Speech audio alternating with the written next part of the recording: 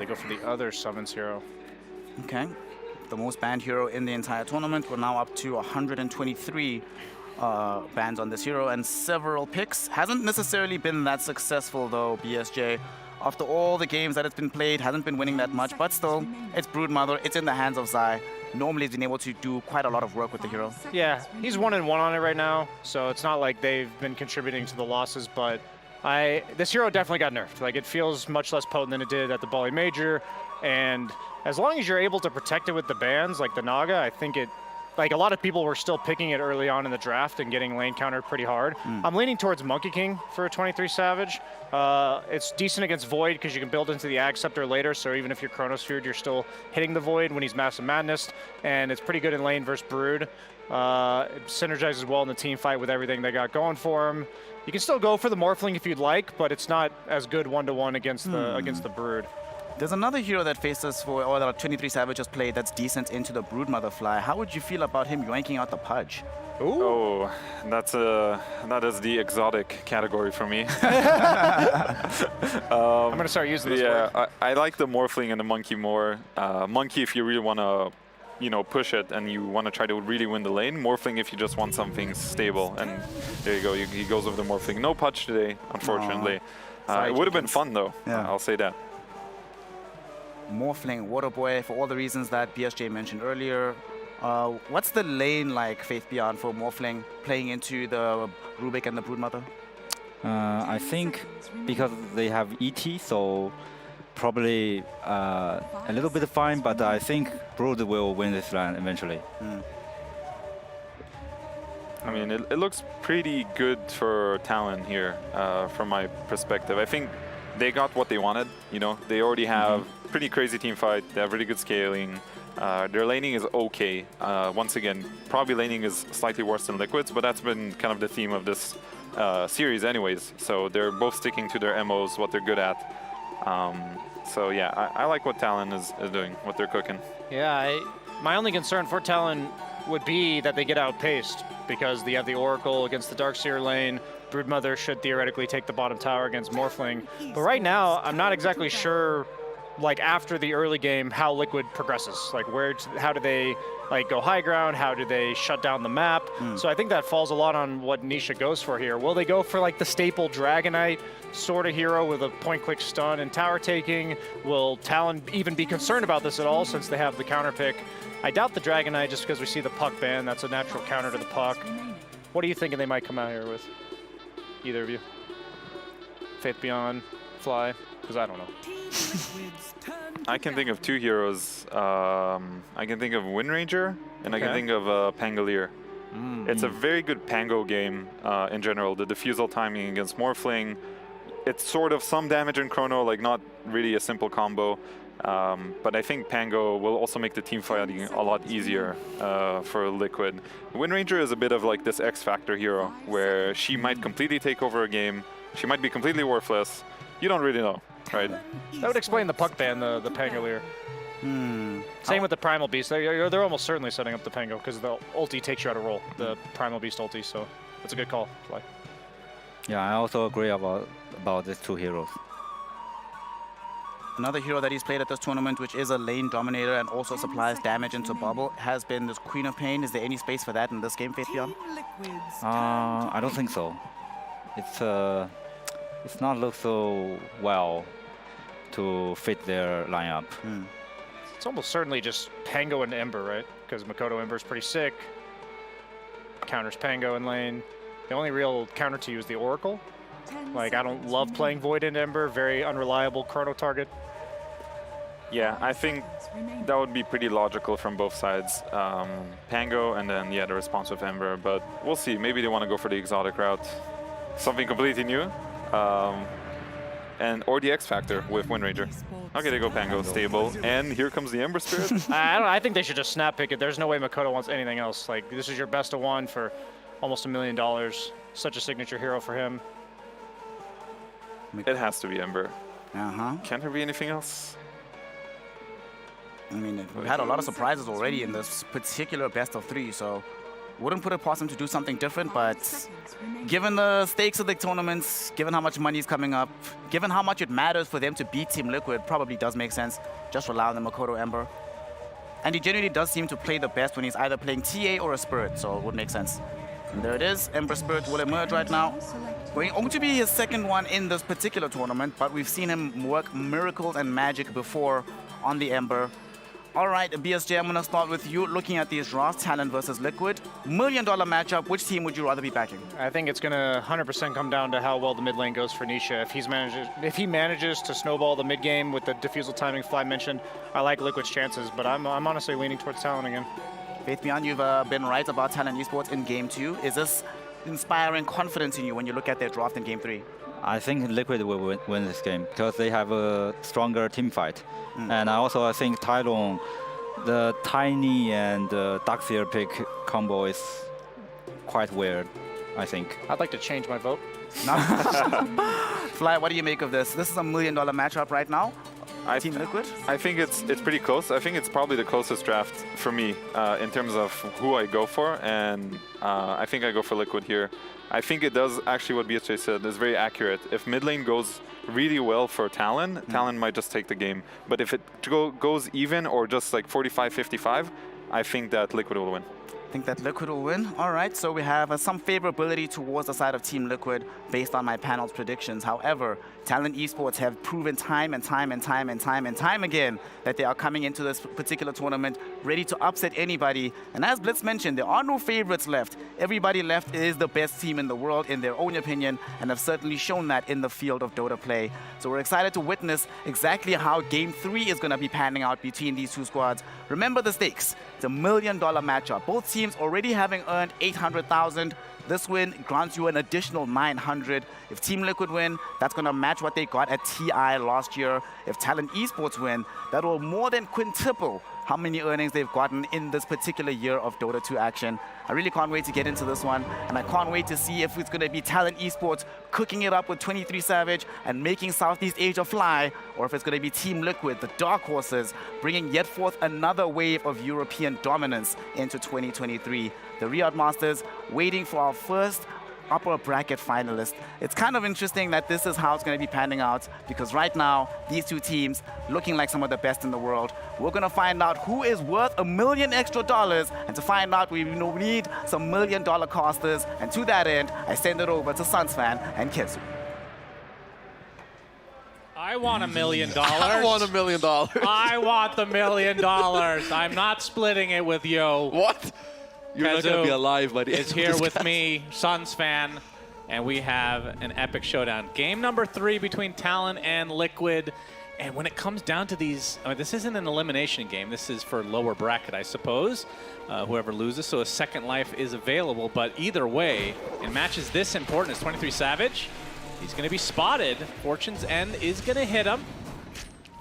And he has his shift available. Boxy going to try to block. This would be a really big kill they need for more. Liquid if they can find him. Oh. Very, very tanky target. Oh. Great job They from got Boxy, him. and the blood grenade is there. First blood for Boxy. What a dirty boy Boxy is. Getting this type of first blood is not easy. It's Liquid setting themselves up for a good start, and I think panel, they touched on it pretty nicely. This has got to be, I think, Makoto. He has to come in clutch. He's got to be one of the best Embers in the world, alongside Quinn and Nisha, so I think we have to look out for the Makoto show here.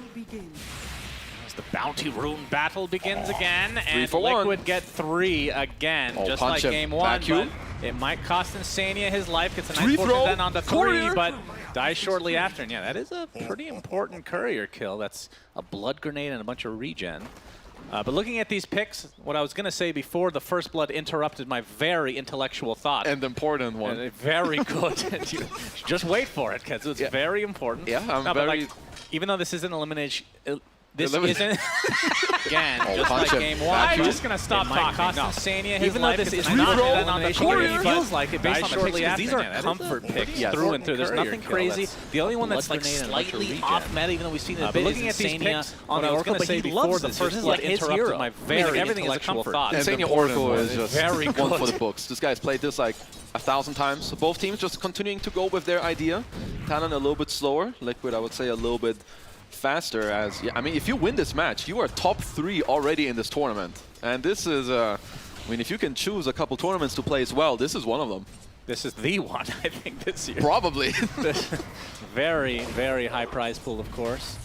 But yeah, looking at the picks, like, aside from them being comfort, what do you think of like the general matchups? Like, we can talk about the lanes to start, and then we can talk about how it would go later on, theoretically. But in this lane, 23 Savage on the Morphling, a hero that has dropped off a bit compared to before when he was picked literally every single game. He should have a pretty good lane, I think, against Brood. But the problem is once Brood hits level 6, she kind of slowly kicks you out. But overall, I wouldn't say it's the freest morph game of all, because Pango is annoying, and Void as well. Of course, Void needs a lot of time to be annoying against you with some time dilation and Chronos, but you know, I think that's why Talon need to have a good early game on Makoto and Jabs here on the Ember and Darkseer. Yeah. And the eventual, I would assume he goes for the standard Aghanim Scepter, and BSJ talked about how good that is against Void. Yeah. I mean, even against Brood, it's not that bad. You get Insatiable Hunger and all the juicy stats to go along with it. Although that was the biggest component that was nerfed, was how many stats you get. It's probably going to be some Manta Ags. I've also seen some like Manta Skadis, and then they go Agnums, but I do think the Axe is very good against Void. You get the Time Walks, Time Dilation as well, not something to underestimate against these dire heroes. And just the continuous going in and out is great. Yeah, Time Dilation turned against them, Disgusting. against Void, Pango, and Oracle specifically. Pretty insane. So mid lane Nisha, Pango, which I believe it was Fly that called that was going to be picked up. Yeah. Against Makoto on the Ember Spirit. And it's funny that Liquid kind of changing things up versus what they were doing early in the tournament, which was first 2 picking Nisha's hero. That's because that was Snapfire, which is now permaban, it seems. I mean, that hero is Rightfully so. crazy. Yes, this is just a great Pango game. You have a good lane, you help your team with more team fighting, Diffusal against the Morph, the counter team fight against ET Darkseer, as well as this mid matchup. Also, I think this is one of the most skillful lanes between Ember and Pango. If either of them like play slightly better, we're going to slowly chip out the other one. As Nisha with also a level in the Lucky Shot, combining with the Blight Zone, lots of damage on the Swashbuckle. And both heroes have their bottles. Let's see if there's any TP rotation to fill up Makoto's, but then again, the 4-minute water runes are not too far away. And in terms of rotation, I mean, Oracle, not the greatest. Rubik, pretty decent, though. Yeah, I would say Rubik's kind of okay. Like, the thing, if you're Pango against these supports, I don't think you care too much about them. Usually, you will see Tiny from quite far away, at least in Dane time, or until he has Blink. ET as well. There's no way you're ever going to get stomped. As Mickey taking quite a bit of beating. Oh! Combo I thought he was wombo. going to get the Time Walk off, but terrific layering of spells there from the side of Talon. Man, that was actually disgusting. The vacuum with the 3-throw right at the end towards when he wanted to Time Walk. What a sick kill in this lane. We're see a slide from Makoto, but Echo Stomp is there from the other side from Ollie as Nisha getting run down. Boxy in the area, but the shield crash. Nisha wants to commit. Plug grenade on top. Makoto gets the slight, though, to be able to take out his mid lane he drops the ward. And yeah, the ward goes down, giving just enough vision for Boxy. Oh, run it off, Fade brother. bolt kill. Ollie won't even bother chasing. Gets the ward instead. Oh, As 3-throw. Hey, The Q. alley-oop. He is off to a pretty good start with these tree throws. Very big, though, for Talon here in the mid lane, as Makoto now has an XP lead on Nisha. These higher level of Slide of Fist will really start helping a lot as they're going for another play onto Insania. Avalanche. Avalanche is there as well. Now, They got the vac in one. okay, vacuum back. Ion Shell is not going to be Good there bash. because Mickey is getting it's a some free nice throw. blocks off. Talk to me about Tiny and why this hero hasn't seen much play. Because it... I'm not going to explain my thoughts because they're not important. So go ahead. I would say, generally speaking, you just see more of the range 4s right now, right? I think Tiny needs to be slightly more enabled with like all the lanings and also some nerfs that came out to the hero. So with Darkseer, I think this is definitely one of the combos where you can make the hero work, and I mean, they're just showing that right here. Very early aggression from Talon, off to a 4-2 lead so far as the 6-minute rune is approaching.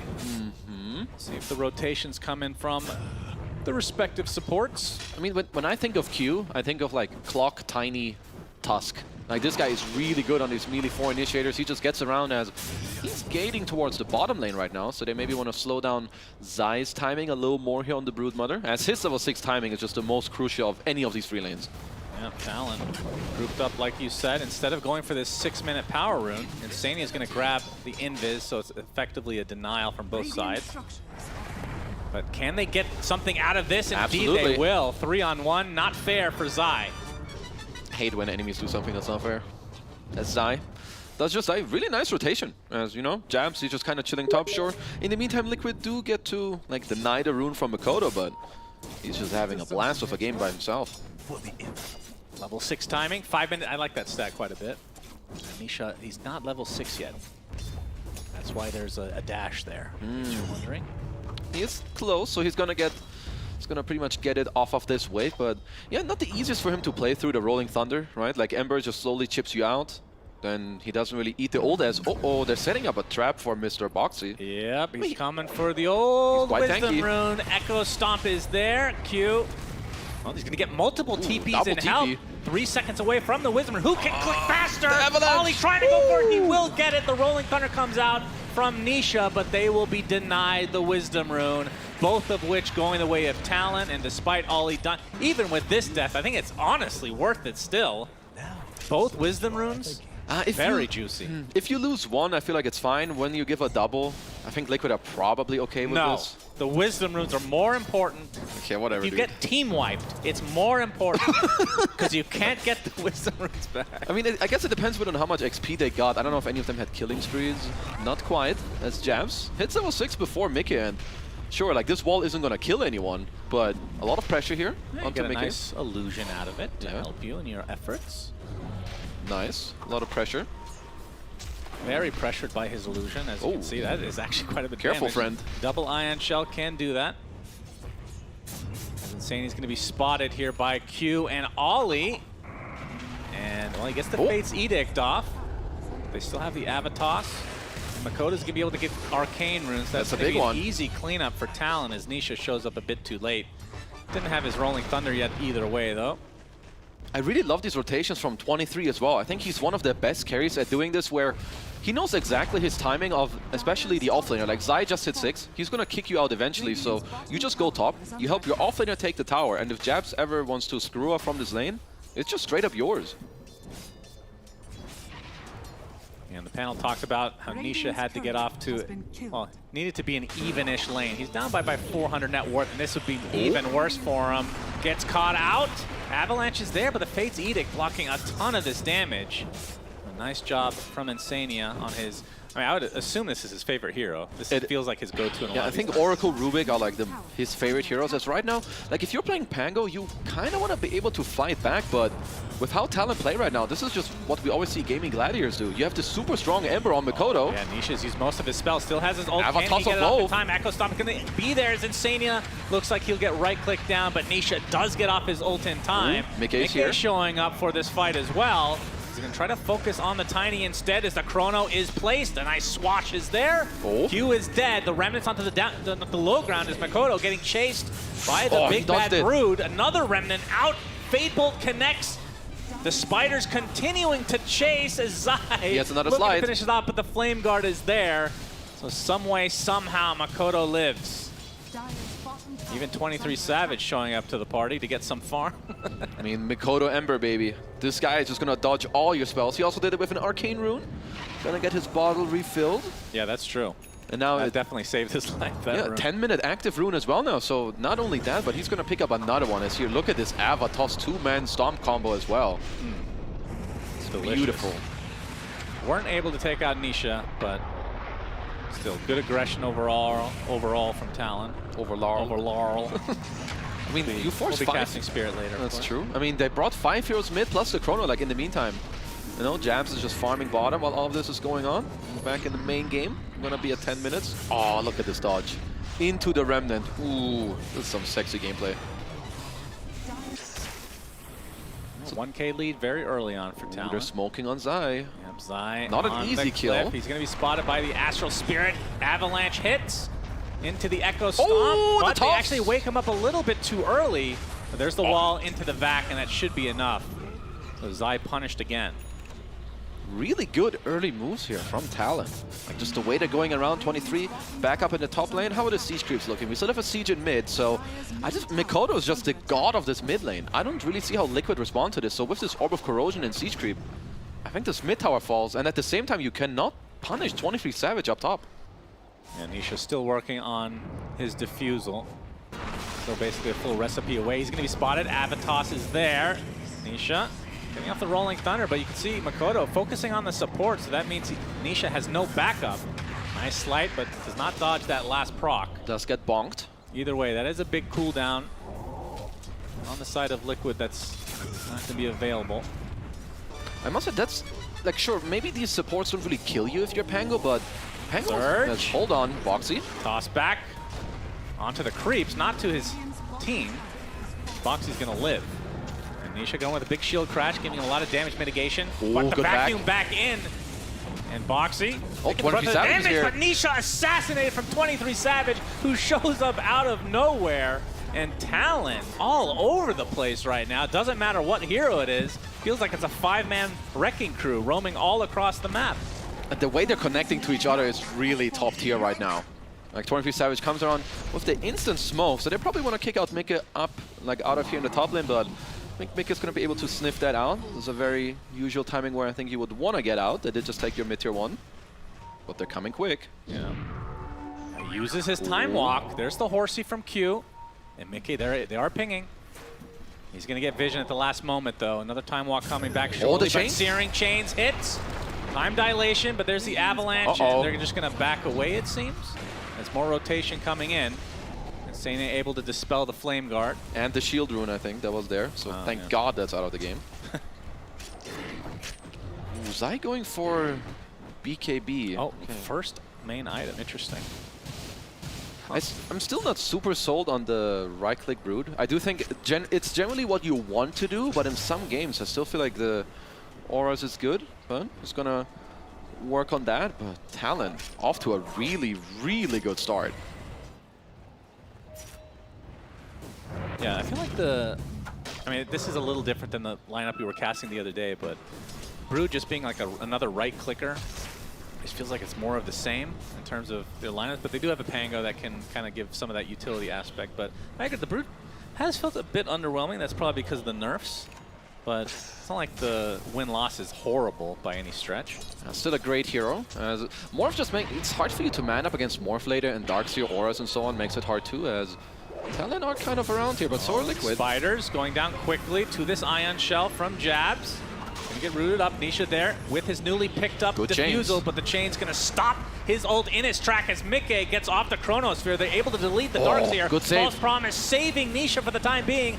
Is he taking too much damage? There's a big swash onto the Morphling, but they do find Nisha in the end through the False Promise and all that juiciness. Mickey just barely getting out with that time walk. Gets a respectable amount of HP on top, but he's going to get dropped either way because the rest of Talon were waiting for him. And now Zai in a sticky situation, trying to get one kill on the way out, but he's not going to find it. So double kill for 23 Savage. They only lose their Darkseer, and they get all the cores on Liquid. The supports are the only ones to survive.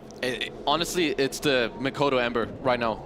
2 times he chains Nisha right before the roll comes out. That would have changed the entire fight. The defusal timing from Nisha being able to get off all his spells, but even with a good save, it's just not good enough. Like, Jabs is so tanky in this game right now, and they just go for an instant smoke again. Yeah, they are.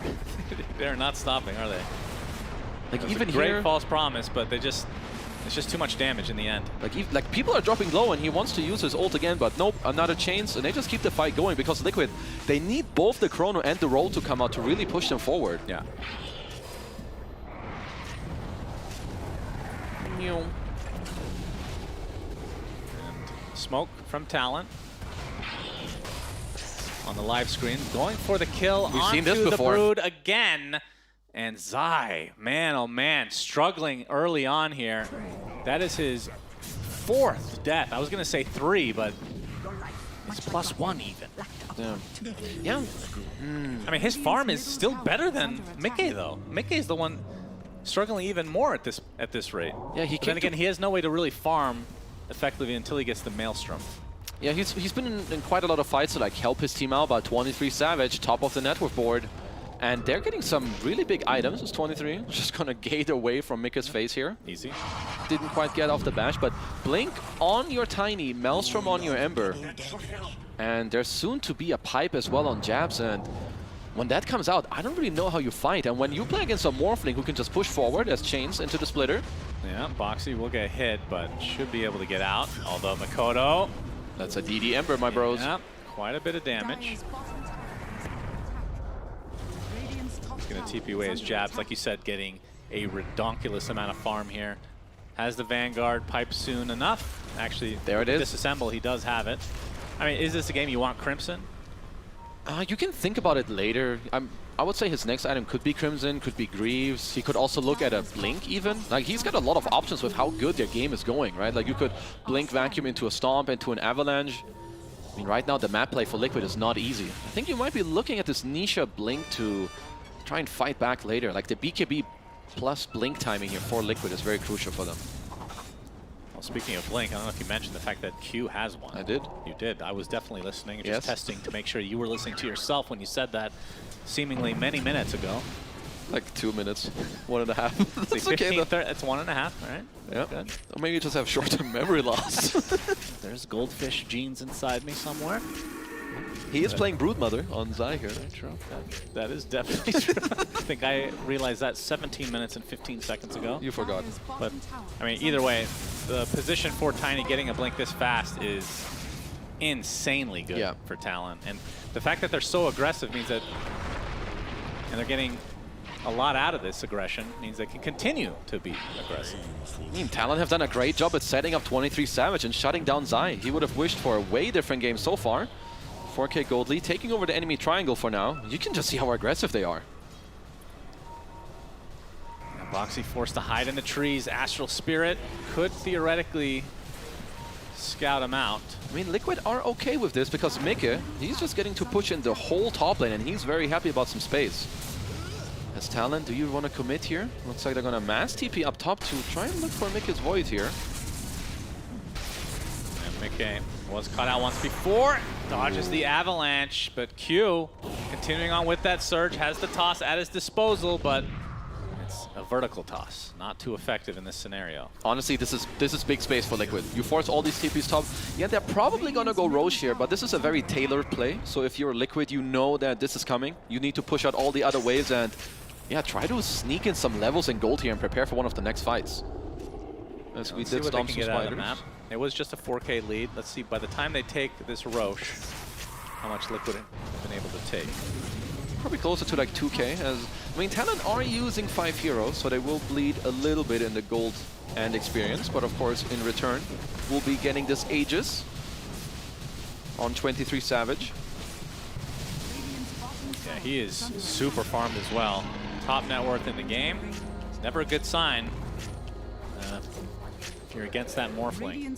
So he has his Manta, Falcon Blade, and is going for the Ag's next, so opting second item. As the tier 1 tower will be taken out by Nisha, who's also going for an Aghanim Scepter. So this is going to be a pretty early one. In fact, this is going to be early enough that he actually will not be 15 for quite a while, and that's when the Ags actually becomes crazy good. Yeah, he's going to have to keep looking at getting more experience, but I think Liquid are, honestly, Liquid won big time out of the last 2 minutes. Even if they do lose this tier 2 tower, they're going to keep waiting for some more item timings. Nisha will be online with Axe, Blink, plus level 15. I think this BKB, the timings on the Pango, that's when they'll look to fight. Until then, they're very happy if they just get to dodge Talon on the map like this.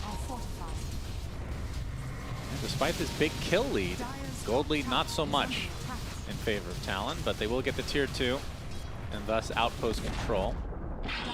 At the same time, you can see Zai pressuring the tier 2 in the bot lane. Will force a TP out. So much damage done. Jab's pretty good person to this is kill where these spiders. Liquid could look to punish, right? You know your Darkseid TP bottom.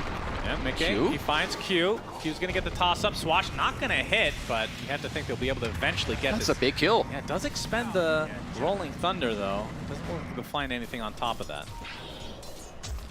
Ooh, Talon getting a little bit outplayed on the map. I think you only want your Ember to kind of deal with this bottom lane so he can always come back. But I think his TP was maybe on cooldown. There's also a way where you just let 23 Savage hit the tower. You know Liquid are not going to defend. You can smoke up already and try to punish them, but honestly, Liquid doing a very good job at bouncing back in this game right now. 21-minute Wisdom Rune spawning soon. I was wondering if they're going to try to have Nisha go take that to be able to get closer to that 15. Well, if either team get both bounty runes, both Wisdom Runes, I guess the game's just over. That's true. That's the important factor, of course. Team wipe. Tormentor will be ignored for the next 10 minutes at minimum.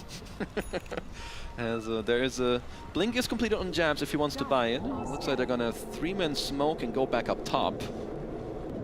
As Talon don't really have any good vision here aggressively up top. This Scan does come out, so they have an idea. And Mr. Mickey is in the area. They're going to see that that camp is dead, so only one other place you could be other than the base itself. Oh, this is going to be... And he's spotted out by the Astral Spirit. Oh. They have the connection with the Searing Chains, but Stomp. the Chronosphere comes out. The Stomp shortly after, though. Can he get out Mickey with the Time Walk into the base? And just like that, big waste of time for Talon. And a big spell on cooldown. They need Tiny in these moves if they want to make that play. I mean, either way, they do force Mickey away and the Chrono, so it's not like it's a big loss for them, but Liquid still, you know, just getting closer to making this game even, or actually being close to getting a net worth lead in this game. It was a 4K lead when they were going for Roche. It's under 1K and now now. it's essentially even. 81% for Radiant. I do think Talon in a very good spot, but I don't know if I would give them 80. Maybe like 65. Oh, good counter avalanche. Yeah, stolen by Boxy. There's the Rolling Thunder from Nisha. Still level 14. Pipe applied to Q right now, so a lot of his damage is completely mitigated, but they'll eventually find the Tiny. That's a good time dilation there as well. Shield Rune on Nisha as well. Not sure if Talon want to continue this. I mean, there is a minute and a half left on the Aegis as they try to burst down through this Shield Rune. Well, if you're Talon, you still have 1 minute on the Aegis. Aghanims is now completed, but I mean, if you're a Liquid fan, you gotta feel good for them, and I think they should be feeling good too. Mickey got from Maelstrom to BKB without any real pressure. Well, the Avalanche. Just Again, poking. catching Makoto, Yeah. that's at half HP. The swashbuckle axe shield crash with the Diffusal Blade, very annoying here. Echo Stomp does find Nisha, but Nice job by Insania, wakes him up with the Stomp damage. comes out. Nisha trying to force some things out. Back. Nice swashbuckle with a big vacuum coming in, but not a lot of follow-up from the side of Talon. Oh, Zai in the back, what? Zai popping his BKB. Vacuum was stolen. We'll see if Liquid are able to use that effectively. What an illegal kill. I don't even know what happened. I don't know if Makoto knows what happened either. That's his... Oh, I thought that was his first death. That's death number 2, it seems. Very big for them, as right now it's Talon are just running into trouble where they're not using Q aggressively in the plays that they're going for. They're missing this tiny Avatos. I mean, I guess Boxy is making it very annoying as well, right? With the counter plays. Earlier he had Avalanche, you have Lift. Now he has a stolen Vacuum as well. No joke against, you know, some Pangolier or get them into the Chrono. Just like that, Aegis consumed. Expired. Something. Consumed. He ate it. 23 Savage. Working on a Scotty now. As Zai, I mean, that kill did help him quite a bit. He was struggling a lot. Has the Echo Saber BKB and going for a Butterfly. He's gonna scale well. I wasn't sure early on about, you know, his potential, you know, how he would scale in this game, but it's definitely showing that he can scale real damn well. You know, with the BKB first, it just allows him to play the map, be aggressive, not really die, as I think Talon have slightly been losing control of this game. More than that, it's 3K lead for Liquid. Yeah. Ever since Roche No, I has a wonder- 7K net worth swing. They definitely need to look to invest and get Q into the game right now, because with how the map has been looking over ever since they started going for Roche, or where they all mass TP top and Mickey got out, they've been losing the map control and the net worth lead ever since.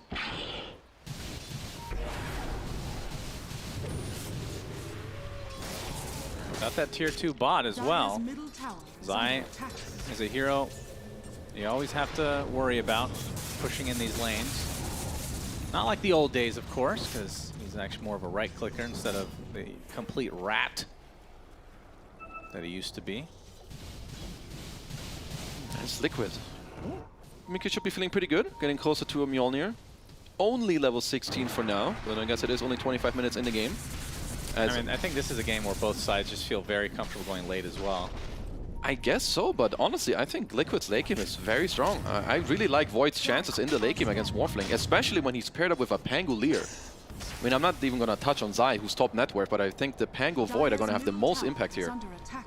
It feels like a lot of the weight Oh, they're looking. onto 23 Savage's shoulders here. This lead has slipped away from Talon, and a minute from knowing when Roche will spawn. And Makoto kind of has run out of steam a bit, because he was the one kind of dictating the pace for Talon in the early stages, as he's going to get an Arcane Rune now. That's and certainly opting for the Aghanim Scepter next. Yeah, certainly going to help. I think with the Axe later, when Makoto does get there, he can always look to be in this backline, get on this Boxy Rubik, on the Insania Oracle, which are just supports that they hate having people on top of them. Zai getting closer to this butterfly completion here. Does have it. I will say, I haven't seen the Brood be this farmed all that often. So we'll see how much of an impact he's actually going to have, because we talked about how it's felt a bit underwhelming in some of these games we've cast. He's eventually going to be able to stick on top of heroes. Like, maybe not the Morphling, but if there's like some, you go, what, this Butterfly into a potential Nullifier, you stick on like this Darkseer or an ET in the backline, I think Zai is going to be really annoying. He already is. It's very true. He's just owning the map continuously, right? Always, these spiders are always down bottom, and Makoto, he's just glued into these goddamn bottom lane. As Roshan, very quick respawn. It's actually instantly up. Okay, and it's going to get spotted by the side of Talon, who... I mean, the last Roche didn't work out too well for them, despite it being uncontested. Let's see how Liquid go about this, because Zai is already pressuring bottom. I wonder if they maybe want to smoke with the rest. Well, they have to do something about this. And it's got to be more than just the fortification, because Zai is just sticking around knowing that Roche could potentially be up. Makoto has no TP, and he should be the one doing this. This is okay, they're just going to give it up completely. And now your Rax is exposed, and the Roshan is very slow. Are they actually going to give up the Rax? Liquid are still coming, by the way. Second fortification is there, and Zai's like, I guess I'm just going to stay. The Aegis is claimed by the side of Talon. TP's coming in the form of 23 Savage, turns into the Broodmother's Oli, getting off his ult, but Zai BKB, he just gets the melee Rax. Even if he dies, well worth it. He's attempting to TP out. No way, no way, no He's way! out! Oh my god, he gets away with everything. Liquid giving up Roche a second time, and again, Talon gets punished. Holy shit, what an illegal play for him to get out. So he pops his ult, he pops his Q again, and his BKB, dodges the Earth Splitter, because obviously he can't TP out there. He just moves around the trees. I don't know whether misses and they toss up the morph. Oh, Yeah, this the butterfly, is illegal. The butterfly definitely helping out here. He was certainly... No, he's not hitting him. And then he gets tossed. Oh, he tossed. I didn't even catch that. Oh my goodness. Illegal. Oh no. Zai should be Talon. in jail right now. But he got away. They didn't catch him. Holy Pasado. Well, for Talon's sake, I hope that they can get something out of this Aegis and Cheese, because last time, not so much. I'm sure they can. They need to be able to get out the waves, right? You have Darkseer Ember. Let them deal with the waves and then go together with a smoke and like punch back. Because even though not that much has gone well for you in like the last, I don't know, like 5 to 10 minutes, Talon are still incredibly strong. Oh, they just pinged out the Tormentor. They realized 9 minutes after the spawn. Reign of Liquid, Destiny. They're taking it. Will it be Reign? It is Reign of Destiny. Good call. Yep. The heals online for Liquid. I'm just an Oracle. There's a 23 Savage to let him cook. About to have the Skadi coming out. He fell a little bit behind in levels. Maybe not too much. It's about to have the level 3 ult, but you know his counterpart in Brood faces Void. They're all a little bit higher. Yeah.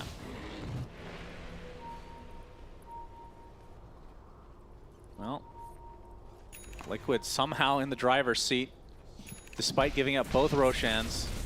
I feel like this is a very unique game. I don't remember the last time I've seen a team get both Roches and kind of lose each time they get it. And it wasn't even fights at the Roche pit at all. They're just playing the map very well, and I think maybe Talon are a little tense in terms of their movement. Like, there's a lot of 5-manning going on. I think they would rather be playing in groups, but now they do have the Aegis. They did get the lane pushed in, so they want to try to strike back here, but Liquid, they're setting up for a big defense. Mass TPs into 5-man smoke. Oh yeah, that's a lot of smokes. It's a tier 2 tower getting pounded on They Makoto. spot His him. smoke gets popped. Searing Chains now. Gonna spot the likes of Mickey and Nisha as the fortification does come out. Interesting. Why would they use the fortification there? Someone Now misclicked. they're not going to have it for the tier 3.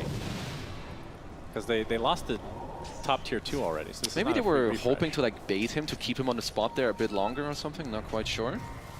As Anisha does have blink. Yeah. Good bash. Off a nice bash and lucky shot by the Manta into the completed tower. Astral Spirit's going to scout out Nisha. As Talon, I'm sure, are trying to equalize this lane. I mean, they have the Aegis cheese advantage. I mean, Zai is he just gonna go mid and do the same thing as before? Like think Talon so. are gonna have to be careful about this. He's going to show his spiders for the time being, but they don't have full vision here. And you can see that Talon is completely grouped up in this bot lane. And Liquid, 2 members, it's kind of spread out. But we're going to see some TPs out now from Talon to... And it looks like they've learned their lesson. But again, begs the question, will they get anything out of this Aegis? Because so far, it's 1 tier 2. They're looking on Jabs in the top lane for now. They're eyeing him. There's a Chrono. The Yep. Defiant Shell. Okay. You don't see that every day. Q comes in, Oh, trying to good save his Yules. team, but the BKB from Zai will save him as Mickey, by using that Chrono, will try to time walk away. 23 Savage. He can try to bash him. Yep, the He bash got him. does connect through the BKB of Mickey, but he time walks away again, but that's a counter time walk from 23 Savage into the wave form, and they finally get a punish onto the side of Liquid. Lucky time lock from 23 Savage. What a But big Zai play for them. again doing Zai things. Just a Defiant Shell. Stunning Mickey there during his Chrono as he just gets punched back. I mean, I'm not going to lie, I didn't even know he had the Aghanim Scepter yet on Darkseer, but yeah, that is a very cool interaction. There's many things you apparently don't realize. Thank you. I mean, age is 15 seconds. Their deep push is still very annoying, but maybe Talon can strike hard here. Cause Zai, he ain't coming back. That's true. He's continuing to pound on Look at his this. damage. He hits for nearly 600 Backdoor with the shard. protection is there.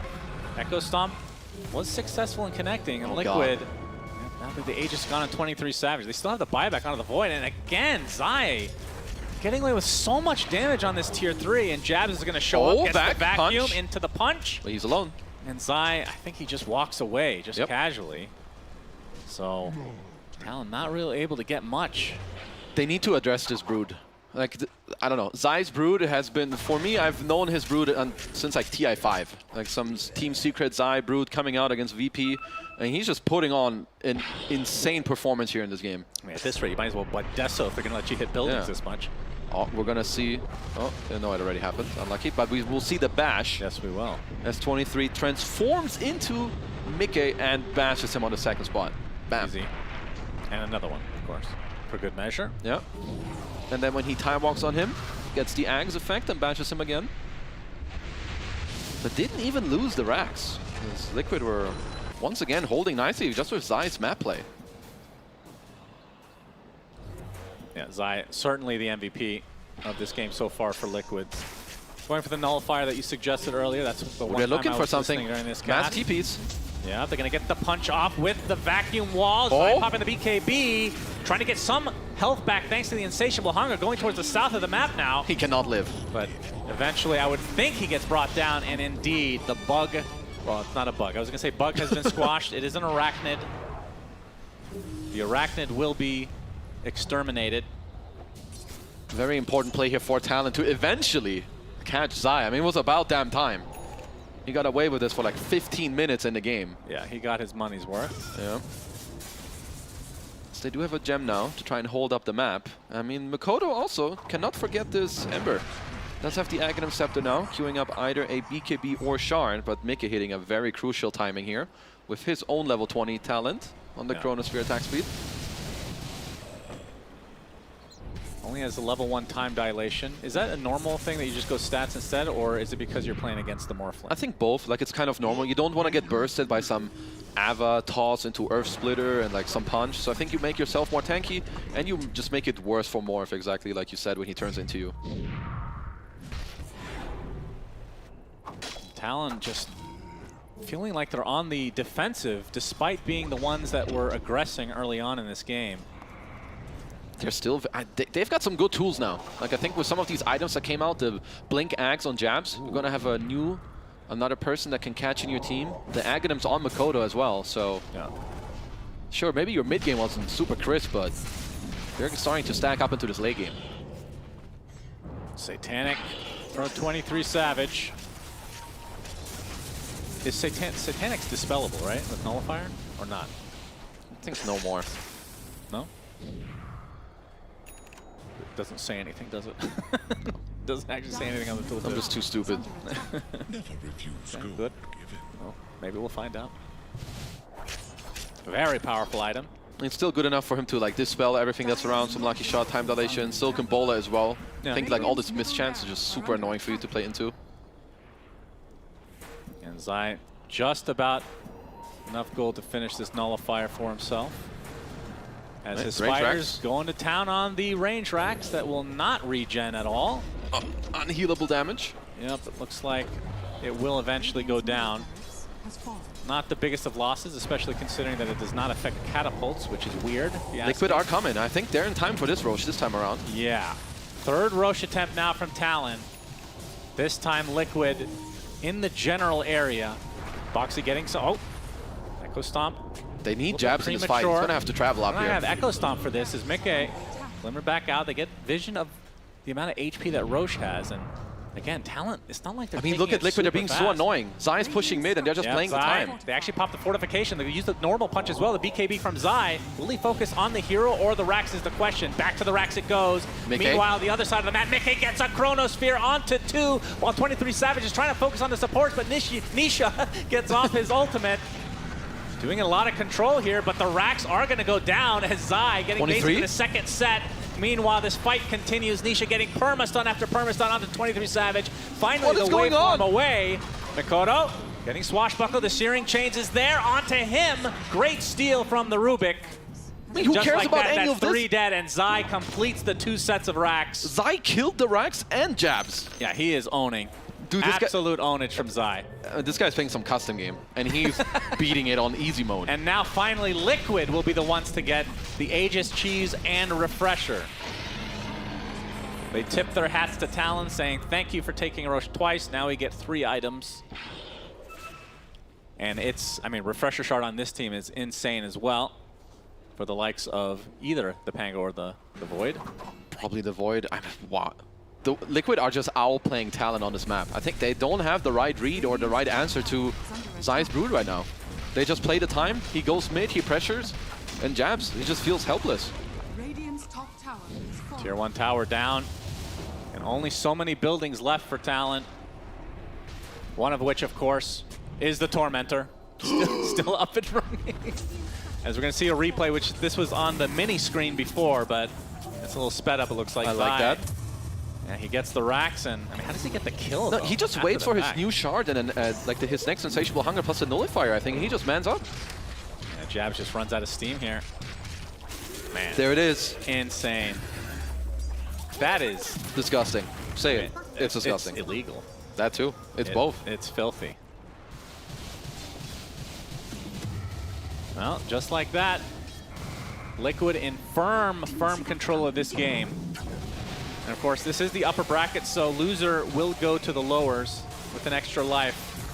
And the Tormentor will be Liquid, so Q gets... Or sorry, wait, what? Yeah, Q got it. Okay. He gets the infinite tree grab, which is of course very strong. Terrible, just terrible. He would rather have 300 gold. Like 200 gold. I think so. Okay, Butterfly is coming out, 423. But it's like Talon they're not even getting to take real team fights. What they need to set up first is the map and like try and get this pesky Zai Brood out of their own area so that you can take the 5-on-5-5 you want. I think Liquid, they're just kind of jerking them around the map. And now even a Blink Dagger onto Zai. No one but this Morph is safe from Zai's Brood. Blink, Nullifier, he sticks on top of you. He's also gonna get this 25 talent on Brood with the BAT is absolutely disgusting. Yeah. Like, he's already the strongest right clicker of this game. It's gonna get like twice as bad. Only 40 minutes in, and it feels like it's mega late game with the amount of farm that he has on that Brood. As Mickey has the Scotty, going to be finishing the Satanic here. And it looks like Butterfly will be next on the list, if he even gets to that point. He's the one with the Refresher Shard in his backpack right now. Talon need to come up clutch in this game. Like, this is the time of the game where you're going to have to pull out some confident stuff and risk it. Like, they need some vacuum into Avalanche Earth Splitter stuff. Because 23 Savage, I don't think he has it in himself to kill all these heroes. There's Butterflies, Time Walk, Stuns, Chronos. He needs help. Oh, he gets the bash off. He is Void right now, but Boxy, A-okay. Looks like they want to defend this tier 2 tower. They don't want Liquid to be in the base. There's the Avalanche toss. Vacuum the punch. Disruption is Jabs trying to control Mickey, but Time Walks most of the damage out. Meanwhile, Nisha getting off his ult. Mikoto, ping pong. Trying to find Makoto, but he cannot. So many remnants away as Insania is the target. He's going to have the false promise himself as 23 Savage stuck amidst a lot of members Aegis? of Liquid. Aegis down. Nisha inside his roll-up right now. He's getting a lot of damage taken 23's by getting this inside. Brood. He missed the 23 chrono! Savage destroys Insania. Mickey completely whiffs on the Chronosphere. He has a Refresher Shard. Fire onto 23 Savage. The Time Walk away. And Nisha ends up dropping, so it's a 2 for nothing. Talon successfully defending. Can they get more out of this? Finally, Talon strike back. They have it in themselves with all their spells and timings and being able to initiate their SI. Yep, shot. Okay, easy 3-shot. All right, that's a thing. Blinks out, Trickster Cloak. This guy is playing disgusting. Someone check him out. There's some cheating going on. He's got some quick fingers, that's for sure. Good start to the fight here, though. They get the Aegis, kite it out properly. 23 Savage just gets in the backline here, turning into Void. You just have Time Walk, all the waveforms. And I mean, Loda would be proud of this one. That's just a little swing and a miss. Mickey really tried to save Insania. Otherwise, he would have just I mean, waited if a this second. Chrono hits, 23 is dead. Because there's another Chrono coming if they need it. Mickey is still holding on to this Refresher Shard, if I'm not mistaken. And I am not.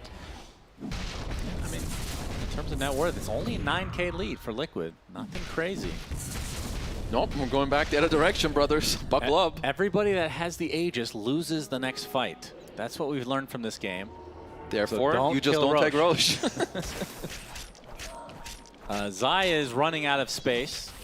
I assume a Swift Blink will be in the near future. Yeah, Swift Blink, and honestly, you don't really mind dropping your boots on Brood in the late game. I think, especially with Swift Blink, you have the movement speed from the webs as well. So he's got like 2 more items in him.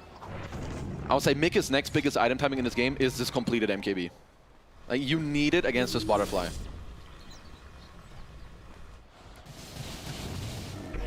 Meanwhile, for 23 Savage, he's gonna also do the running out same. of room.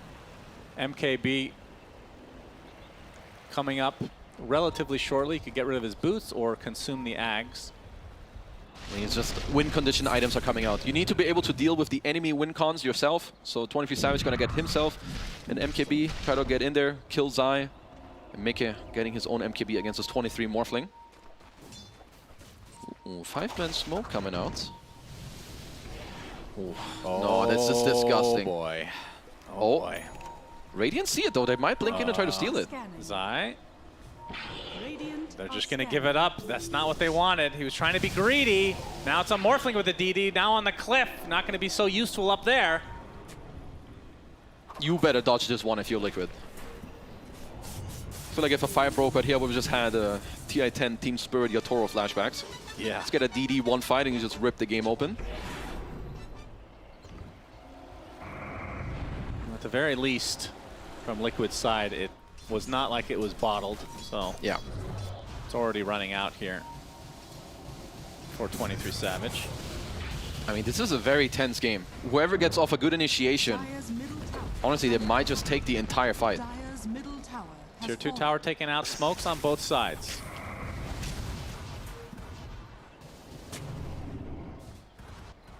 Very tense moment as Liquid, one set of racks away from getting mega creeps, but Talon definitely showing some fight in them. I mean, Talon have a very nice position on the map right now here, holding the enemy triangle with 2 high ground wards as well. So if you're Liquid, you can't really go contest here, but you know, they know better than that. They can just push mid, push top. Zai will walk off the pressure. A lot of buybacks on the side of Talon. Liquid, not so much. So. Liquid have 2, about to get the 3rd and 4th with Insania and Boxy squeezing it in. I think if Talon knew this, Talon they would already take with the this fight ward. immediately.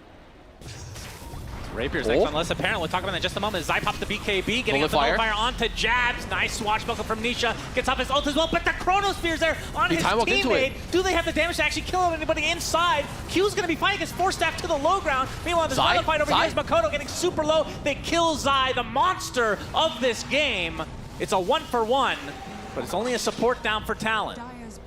Buybacks for both heroes that are dead right now. It's 23 Savage getting the bash. Thank you. He refreshes Chrono. Yep, this is going to be an instant sheep, though. As 23 Savage gets off the Manta, and Nisha in that roll-up ends up stunning 23 Savage as a result. Now 23 trying to get something more out of it. Here comes Makoto with a huge slight into Searing Chains. Boxy gets False Promise. Likely will die shortly after as the Eon Disc procs on Insania. Big vacuum comes out. Second Chrono of the fight. Mickey finds the Elder Titan.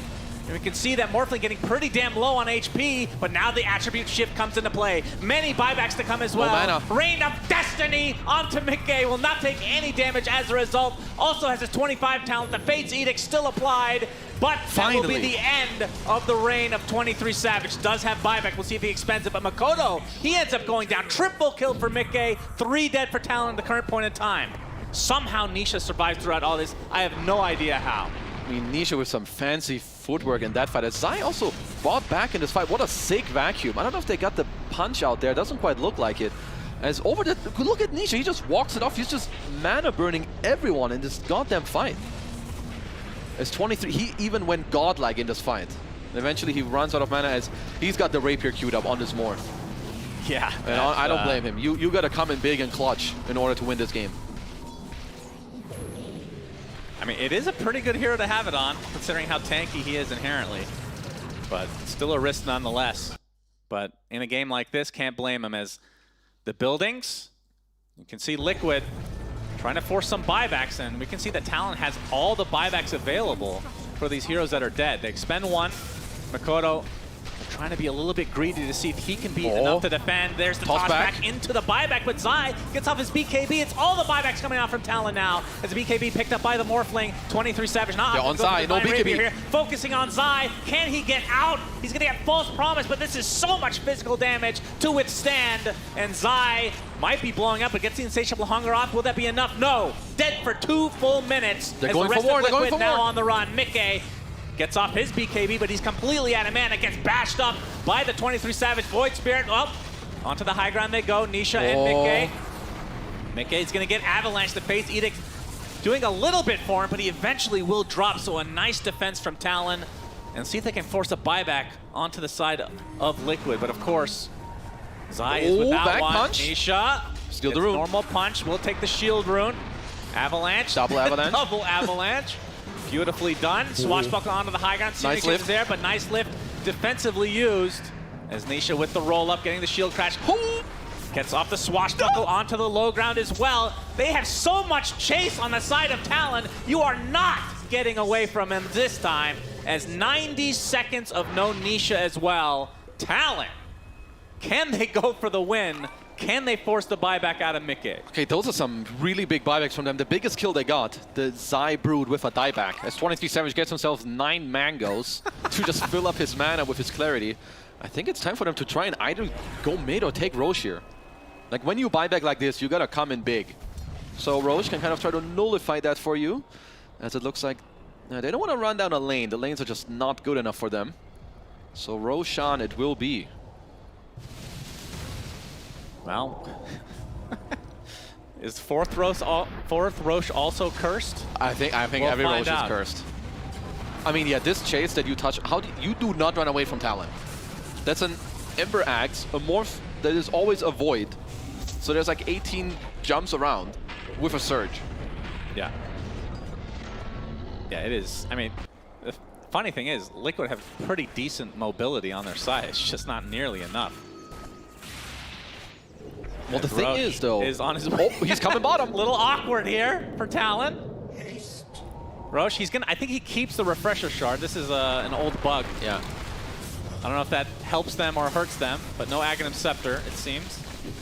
I mean, Liquid still have a huge advantage when it comes to the buybacks. I think both Nisha and Mickey, they should be holding them. because no one on Talon has buybacks. Like, even with this Aegis, sure, they have 6 lives, but Liquid, if they want to, they can take a fight with at least 9 lives. As Zai the only one without a buyback. And Boxy cosplaying a ward here. Just hanging out. Wait, what are you saying? They only have 2 buybacks in the game right now. Who, Liquid? No, the entire game. Liquid can't have 4 buybacks, right? They just didn't have money on 2 of them. I'm saying, okay, there's 3 buybacks now. And if I think Nisha, instead of spending more money, you should also hold buyback. Yeah, there's a lot of timer-related ones. Because like there's 3 minute down on anyone on Talon, so any kill you get is absolutely devastating. Because you know they cannot come back, and having this knowledge that there is no potential buyback is huge. Zai going for a refresher. Really like this last item choice from him as well. Double blink, double nullifier, most importantly the double BKB. Oh, I've been waiting for this one. He queued this up a while ago. The Wind Waker save for the chrono. Of course, there is nullifier. Do they have nullifier on their side? Yeah, Brood. Brood does have one. Let's see if that comes into play. But being able to use it on a teammate, pretty damn powerful. Zai is just so annoying. Someone's got to go back. Yep. Forces 2 back. These spiders just never end. And we're at the 52-minute mark. I'm not going to curse it by saying what I want to say, but you know what I'm trying to say, which probably curses it in the end. We'll find out. Don't curse it. What are you doing? I mean, as if that does anything. The refresher orb on the side of Zai now. You think they're going to kill Tormentors? Wait, how many shards we got left in this game? Let's see. Well, they could pick up some gold. Oh, Jams doesn't have the shard. Ollie doesn't have the shard. Yeah, because they've been ignoring their Tormentor for so much. That thing cries. Liquid literally have all 5. It might not look like it has feelings because it's a cube. Jabs, you're queuing it up when you can just kill the Tormentor. Let's go, bruh. Yeah, it's time. It is time. As Ollie close to his Aghanim Scepter. Honestly, that's no joke either. Like, if he can get the... Like, let's say you get the shard, you get some quick hex on someone, you just get on top of the Void, or Pangu even, they lose all their armor. They will die within 1 second. Who's gonna get it? It's gonna go to Jabs. This one is super annoying to play against. We talked about the chase potential from Talon. This will slow them even more. The Surge Trail, very annoying, as Makoto getting towards those 25 plus Shivas. 2 very big timings as well for this hero. And the Refresher Shard on it. He's basically skipping an item timing. It's like he has a Refresher completed, and Ember at this stage of the game, very annoying. As Ollie, 100 away from Aghanim Scepter. I'm glad you're listening to me very much in this cast. Very exciting. Never heard that one before. When I said it, he was 200 away. Well, if you've listened to me and Cinder, this is very common. Especially when you get into late game situations. I just tune you out completely. Oh, a refresher on Brood. Do you see that before? Basically 2 solo casts here. Yeah, that's very good. But bottom lane is pushing. My friendos. Yeah, it is. Okay, Mikoto's gonna deal with that and also get his levels up, which is very important. He definitely has a remnant somewhere around, so he can come back. Yeah, are there any other big power spikes with 25 talents other than him that are close by? So Jabs just got his. Of course, Zai's already got his completed. I mean, Nisha is still so disgustingly annoying, right? He's got even less cooldown on a Swashbuckle. On top of the Octarine, like all this mana, like look at 23 Savage's mana. When this hero runs out of mana, he's not as scary anymore. They're not getting much with this Aegis, but they will get their buybacks again. Well, they didn't all die with it, so this is the first time that it's Roche a has winning not Aegis. hurt. Yeah. Which means we're also getting to the 60-minute items. That's true. Well, there is a minute away from... There's still time No. I refuse. to use this Aegis. Oh, vacuum. Very powerful. That's great. I like the charged up glove though. When Darkseer surges and he gets like the power up anime 1 punch. Looks great. I like how he has that neutral in his backpack still. So he's just ready. Ready for the chrono. Don't hit yourself. Yeah, this is all about buyback situation now. So, like you said, the Aegis is effectively used here to just buy some time for Talon to get the buybacks back. Buybacks back, yeah. Buybacks, back. Right. I mean, Liquid Now still smoke like from Liquid. They time the Aegis, and they're ready to find somebody. Uh-oh. It might be Q. On the Watcher. I mean, Mika's timings are still very disgusting as well. Everyone's just queuing up a refresher at this point. I think Mika would love to have both refresher gold and buyback. I think he's a little bit short from that, even with selling the treads. As They're in the base. Boxy. Technically, Boxy. Not going to get caught. What a For dirty boy. once, Talon could not catch up. They're going to get the D ward, though. No crazy shenanigans here. Did try to get in a sneaky ward as Rubik. Of course, you have more cast That range. really took a long time for him to get that 100 gold for the Aghanim Scepter, but he does find it in the end. So he'll have effectively BKB once the Astral Spirit comes back to him. There's going to be some crazy fights coming out. We've got nearly all 10 buybacks available in the game. And everyone literally has like nearly their dream like inventory as well. Yeah. All right, you want to talk about it or not? What? Is it time? The tier 5 items, they're coming, bro. I actually think it is coming because coming. Roche is not going to be up. It's going to be close enough to Roche. Okay, I'm just going to say this now. Say it now. Even though they never go for it because mirror image is, or mirror shield is so good. I want to see meteor, the fallen sky. Yes. For We're gonna call Pango. it medium For sky. Pango. Well, it feels like a medium sky ever since they nerfed it way back. Fallen Sky is definitely very good. I'm still waiting for the Arcanus armor as jabs. Yeah, Lincoln just popped, and Liquid not able to find the jump. This Wind Waker could come in clutch.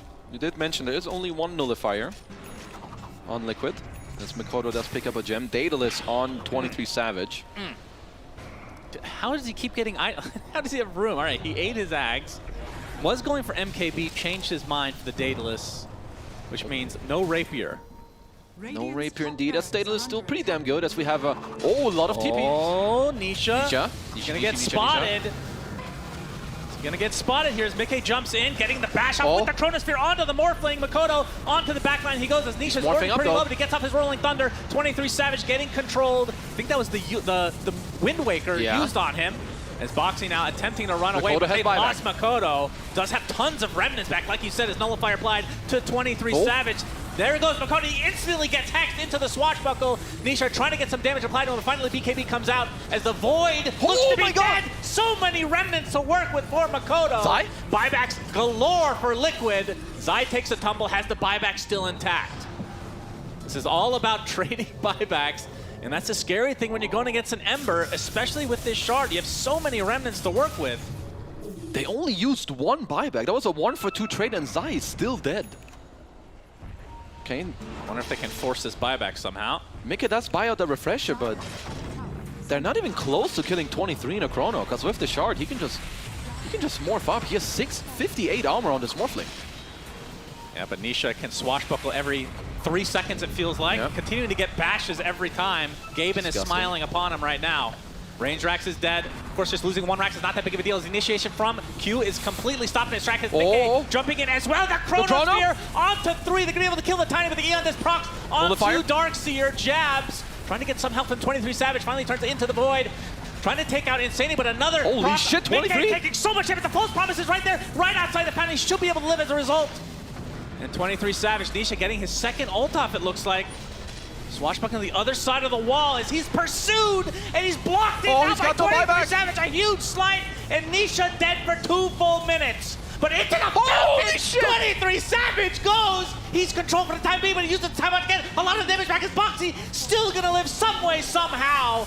And 23 Savage time walks back to the tier 3. A nice toss back. Zai being brought back into the fray as Makoto pops his BKB. 23 Savage, he doesn't prematurely. You can see their base is actually dying on the other side as well, but it's just to creep most of the focus here from the side of Talon on these buildings. And you can see Zai's the damage being pushing. applied on the other side. How close is he? If the Ancient is fully exposed, can they outpush the Brood? Cancel the TP! Brood only has Cancel an the TP! The cancels of the TPs. Can they kill the Ancient? God! No way! Hello? Talon, you better be careful because Zai's coming for your bait. What? And he's gonna win game 4. Oh my goodness! Are you serious? He has 0 reaction. He is completely dead inside. He just won Liquid game number 3, and they stay in the upper bracket. Holy shit! Oh my god! This guy is disgusting. What the hell, dude? He legit just pulled his entire team on his backpack. in this entire... What? How do you win that game? Unbelievable. Holy Everybody's shit. super excited, except for Zai and Talon, obviously. That was absolutely heartbreaking. But of course, I mean, they're going to the lower bracket, so it's not over for them. But man, what a crazy-ass series. What a sick game from both teams. This is a tough loss for Talon, but they should still be happy with how they played. Damn. They're looking good as Zai. This guy's illegal as... Oh, my man. Yeah, it's, again, not elimination. Holy damn. But needs, my heart. needing my some heart moral rate. support. That is the craziest game of the Riyadh Masters for sure. As you can see, the handshake coming out. Both teams respecting each other very much. And Liquid, they're going to continue on the upper bracket as both these teams deserve to win that game, I feel like. My goodness. Well, what a series this was. If you're Talon, you must hate Zai right now, because this guy, he was the absolute bane of this entire game. On an absolute monster. What a performance. As he's going to be the one apparently to get interviewed. I was wondering who they were going to pick. And yeah, Talon just thinking what they could have done. Like one small change in the game and they win, right? Like there's just so many small things that happen throughout the course of a game. They cancel all the TPs while he travels there and he just gets to hit it from full to zero. Yeah. What a monster game. Yes, it looks like we are ready for this interview as Tsunami, I believe, will be talking to the illegal man. MVP of the game, Zai. All right, first things first, can we get some noise in the audience right now for that game of Dota? What a performance, what a series, Zai. I'll try to piece it together, but boy, was that something to witness. Let's start with game number 3. You guys kind of lost control of early game, mid game. Seems that the decision early on was, Broodmother, go be annoying. Go split push constantly. How did you start factoring that into the gameplay?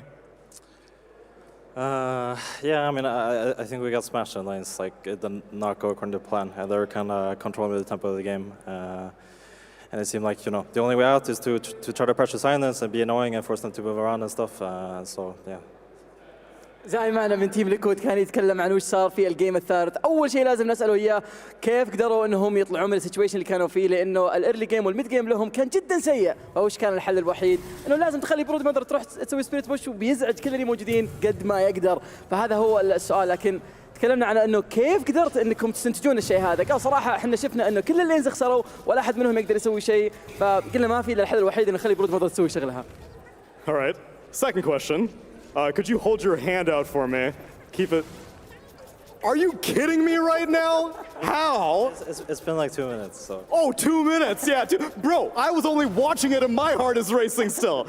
Decision, 2 heroes dead without buyback. Is the team like Zai go throne? I mean, I think to be honest, at multiple points in this game, I felt like my teammates were a bit lost, and like I kind of just tried to instill the attitude in myself that like they're all muted, you know, and I'm just trying to win the game, and that's kind of even the last fight, it's like I don't know, just for the moment, seemed like a good idea, worked out. السؤال الثاني اللي سألناه زاي كنا نتكلم عن كيف قرر هو انه يقدر يروح يسوي باك دور زي ما سوى زي كذا، خصوصا انه يعني 2 منهم ما كان عندهم باي باك، عرفوا انهم خسرانين الجيم، خلاص انتهى الوضع، فقال انه بصراحه انا ما قلت الا انه ما اقدر اني اتعامل مع الموضوع لان كل اللي معي في التيم كانوا ضايعين مره، فانا حاليا قاعد افكر انه كان اللي معي كلهم ميوتد وانا رحت على طول قدرت اني اسوي الباك دور، عارف ان الهيروز كلهم ما عندهم باي باك، عارف انه ما يقدرون يسوون شيء، فقلت خلني احاول اخلص الجيم وفعلا قدر يسويها. I asked you this last time you were on stage, and I'm wondering if the answer has changed. Zai, are you satisfied yet now that you've secured top 3? No, of course not. But I also feel just like the way this game ended, I feel pretty bad for Talon because I mean we were beat, to be honest, and like winning this game is like, you know, obviously we get top 3, but it's like it's not a satisfying win that way. I think we were pretty outmatched, so we have to kind of improve for next series and get our heads together and just play better.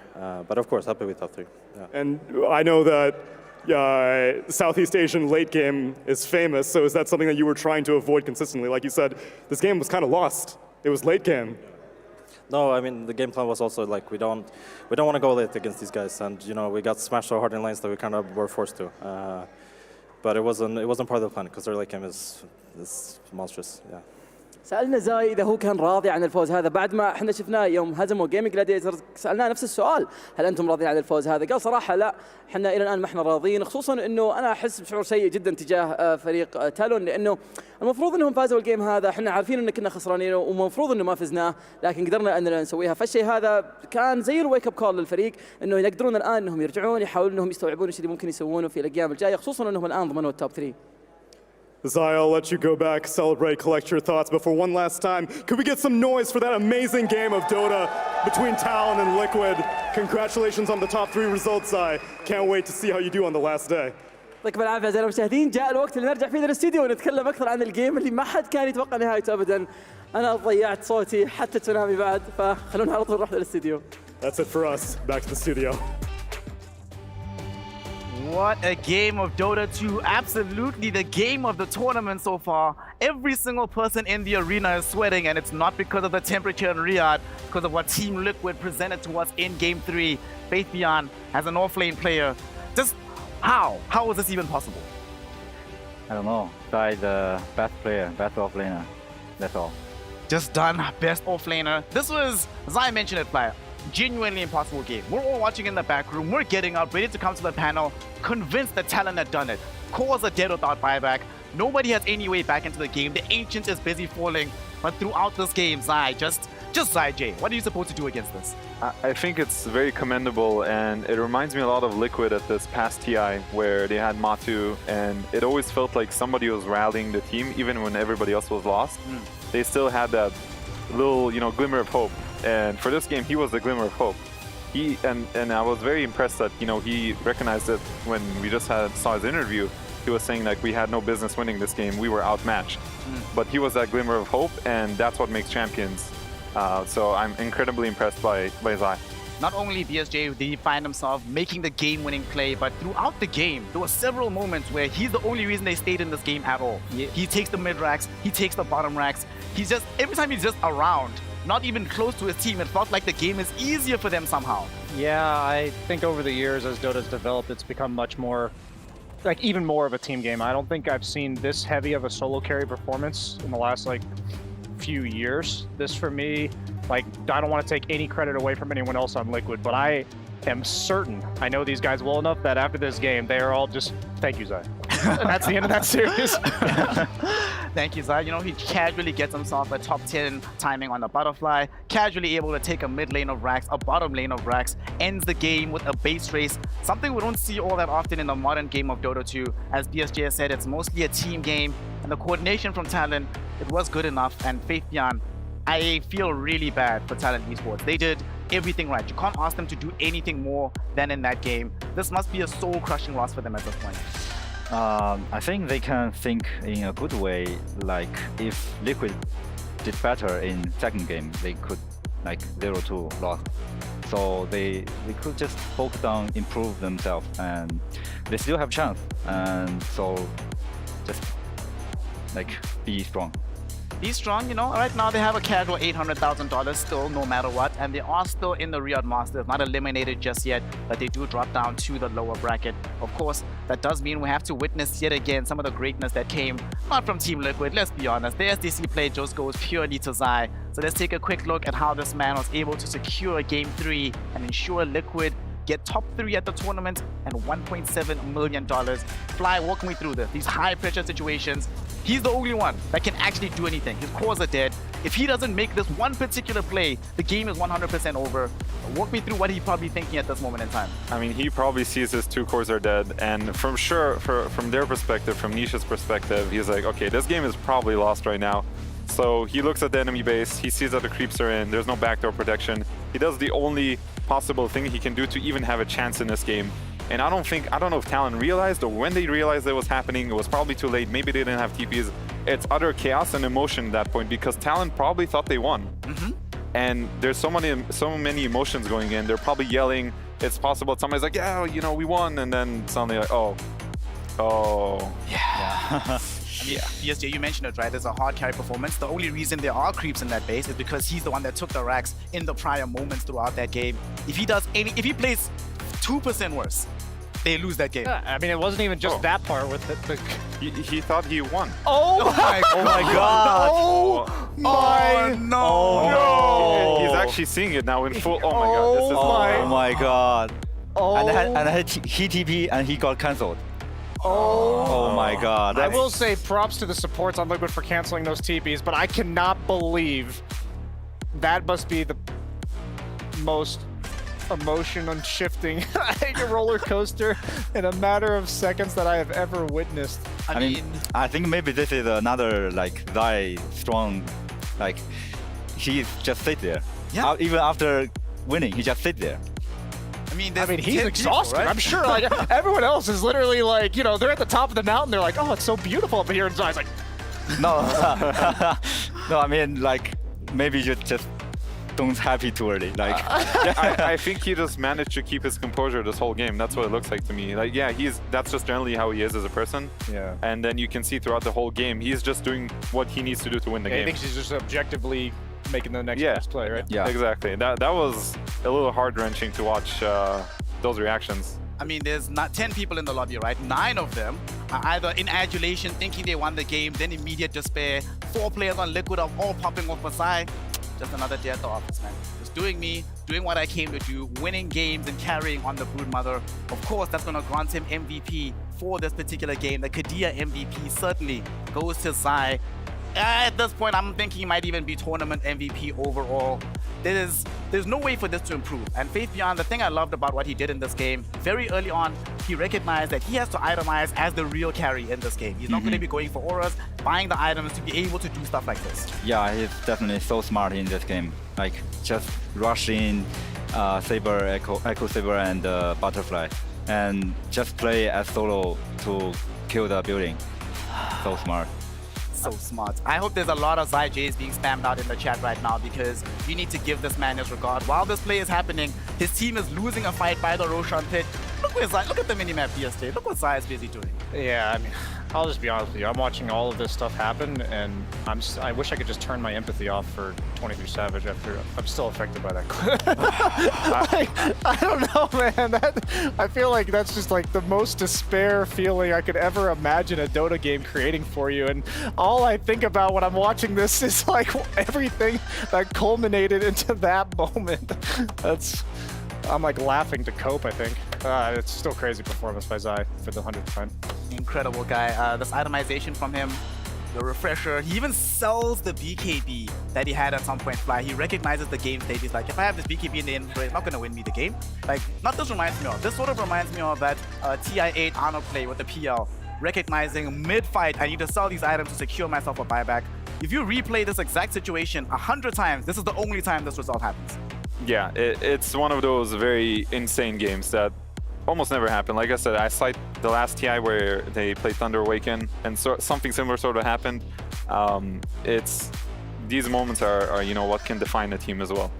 And Zai really like cements himself as one of the greatest of all time. He already has, and this is just another indicator that you know he's still in. I don't even know what to say anymore. What a game, what a performance. Team Liquid, very, very, very much deserving their place in the upper bracket grand final slot. They'll be trying to make their way into the proper grand finals as the first semi-final boss of the Riyadh Masters. Of course, while we're still cooling down the temperature here in the studio, Jenkins, let us know how the crowd is feeling. What's their mood like in the arena right now? Assalamu alaikum, Habibis, once again. I'm here from the Player Lounge, and we're about to watch Team Spirit versus BB Team. A regional matchup, as you can see. Spirit is in good spirits. They're playing table hockey. Yo, Collapse! Who's winning? Of course, they're both winning. Unfortunately, that can't happen in this upcoming series. BB Team, they were eating in the cafeteria, so I'm not going to bother them. GPK had many muffins on his plate, which I will say is a very interesting pregame ritual, but hey man, if it means that you will win mid and you won't tilt, all the power to him. With that being said, back to the panel, and all the power to them for this series. Thank you very much, Jenkins. Of course, right now all the power is in the hands of Team Liquid as our first team to guarantee top 3 at the Riyadh Masters. They need an opponent, though, to see who's going to be the other challenger to try and vie for the first grand finalist slot. And that will, of course, bring us to Team Spirit versus BB Team for our upcoming matchup. Before we go into a break, Faith Beyond, I want your opinion. Who do you back to win this game in the interregional matchup? I think Team Spirit will win. Because BB team, I think they made some mistakes before they play against Nine Pandas. Fly, what do you think? I think I'm going to go with BB team. I think they've been incredibly consistent, and obviously some shenanigans happened at the last major, but I thought they were probably like a top 3 team there, and we didn't get to see it, and I think now we will. Well, PSG, fortunately, I'm going to get your opinions after the break, because when we come back, Team Spirit versus BB team to give Team Liquid a challenger in the upper bracket final. The semifinals about to commence. Do not go anywhere. We'll be right back with some more incredible Dota action here at the Riyadh Masters.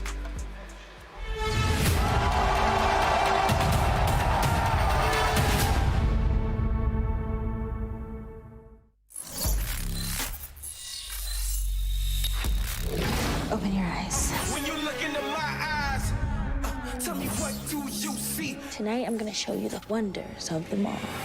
Hey, I got nothing to lose. I got nothing to lose. I need warriors. So is this what you want to be?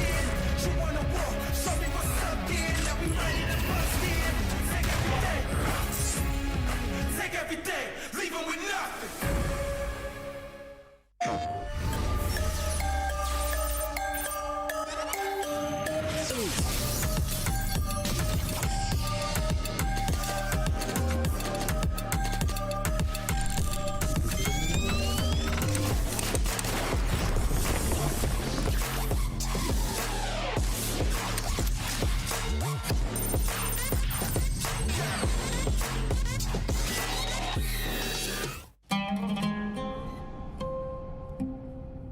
There is a place where you can elevate what's hidden inside, where you can reframe yourself. Sonomi means the new you. The you can step into. Because when we know who we really are, we become unstoppable. Enter new dimensions of you. Sonomi.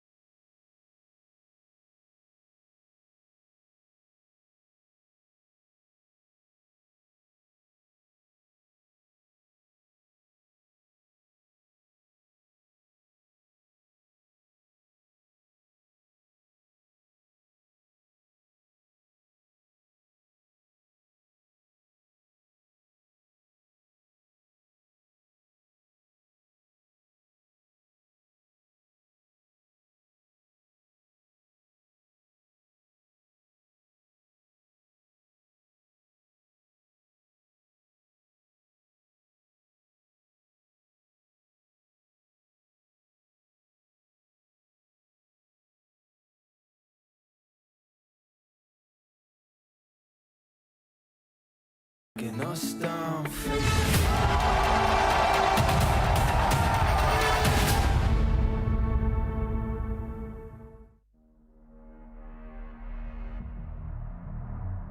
play against B team on Dream League, so they win us 2-0. From Dream League to this Riyadh, they grew up like in team skill. Gonna be tough to play against BB team. They have 3 for heroes and pool, but they good on lane stage. They almost win, maybe 90%. I mean, of course, we want to win everyone, so we're looking forward to play Team Spirit as well. And it's not really about proving the best CS team. We just want to be the best team in the world overall. BB on the low ground here. Skeeter, his smoke's gonna break. Toronto Tokyo just barreling up there. Got the call. They do manage to get the call, but can they pull him back? Oh, they're so close. What a great blast out of the cookie on top of that one. They're beautifully lined up. Tundra getting absolutely evaporated in his fight. BB team are like, yeah, we don't have to stop that. Playing against this team on like this tournament, it's proof our team to be the best in this region. So yep. So spell-wise, they have everything still intact. And of course, they have the Beastmaster for the vision. Mapochka, he is spotted. Nothing to say. Finally pops his BKB to try to take out the silencer. The global silence did finally come out. That's a dieback now for Boy as well. Omnistrash deletes. Nothing to say. New is next on the menu as well. Although gets a great timber chain. A nice one going to save Laura for the time being. Going inside the pit for cover. He did get loose and beam, but Roche is getting a bash onto the Luna. Can Laura actually survive? He does. It's a full team wipe. We didn't meet Team Spirit this year on LAN in playoffs, so it will be first time. Obviously, it's important match since it's for top 3. Between CS teams, I think everyone know each other really well, so it's gonna be somewhat close matches. Of course, I'm gonna say we're gonna win, but I don't know what to say to them, so I'm just gonna say we're gonna win BB team. That's all. We'll try our best and we'll do everything to beat Team Spirit. Team Spirit versus BB team to round out the day, and after the insanity of the prior series, we are all hyped up for some incredible Dota 2 action. Our first winner bracket final has already been decided. Now we just need an opponent for the side of Team Liquid. Here, Team Spirit coming in against BetBoom team, and unfortunately, neither of these squads have actually met on LAN in any capacity. They've played each other several times in online tournaments. The scoreline so far is 9-8 in favor of the side of Team Spirit, but that could all change here today as they find themselves playing for an additional $900,000. It's BB team, it is Team Spirit, it is another Eastern European matchup, and Team Spirit, having dispatched 9 Pandas already, will be feeling like they have the momentum up against some of their regional counterparts, or BB team rather. They're the ones that beat 9 Pandas. Yeah. Team Spirit took down Team Aster, obviously, to get into this position. To break it all down with myself, Snare, yet again, and I'm joined on panel now. Yet another TI winner. I've got Fear, I've got Lacoste, I've got BSJ.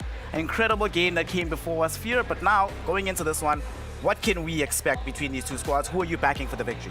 I'll start with saying I'm probably backing BB team going into this one, but it is 2 regions clashing against each other. Eastern Europe. We haven't seen this much Eastern European action in the upper bracket in a very long time. And BB team, even though they've lost a game, they didn't look super good against 9 Pandas. I think they won the series, but I will say this, 9 Pandas, they kind of shook them a little bit, especially in that early game. They had the resilience to come back into those games, but that's just 9 Pandas flair. They have like the cheesy heroes, the Meeples, the Alchemists coming out. First Team Spirit, they're a lot more mellow in what they do here, and BB team is a team that kind of exploits that.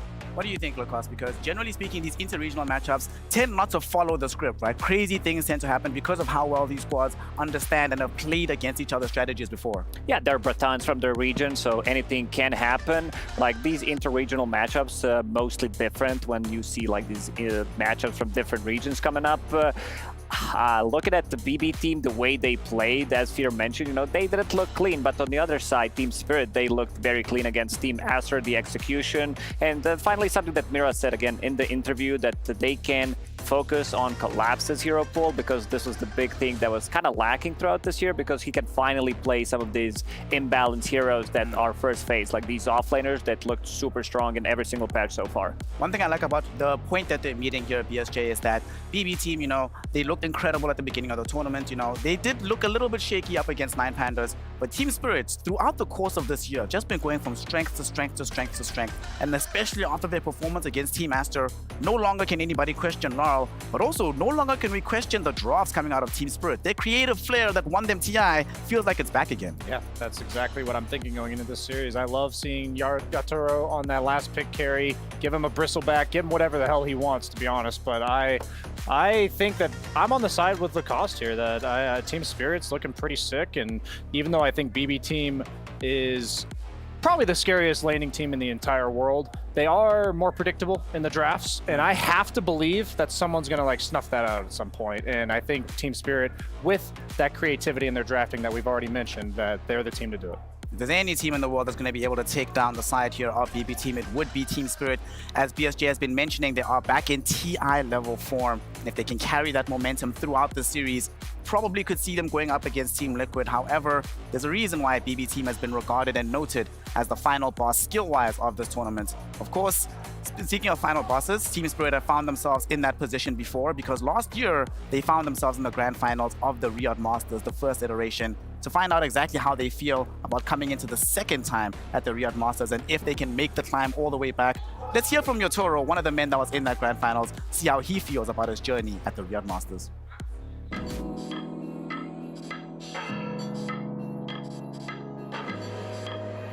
I remember the game at against Team Secret at TI10. It was like it was third map. I played at Sven. It was like a good matchup for me. I stayed against Lycan. They have Tiny Carry, Lina Mid. Everything is great for me. Like a good matchup, and I played well. High ground defense is there, Team Secret. Oh, Toronto Tokyo goes really deep, and there's a big skewer from Collapse on there too. Good lord, double kill for Yatoro. But we got some problems at game because Lina was big, but we killed them. But anyways, he was big, Tiny was big, he ran his map, he does solo kills. Like game was a bit hard, but we took one fight at top. I remember, and game like was super perfect. Like after that, I never thought what we can like lose this game.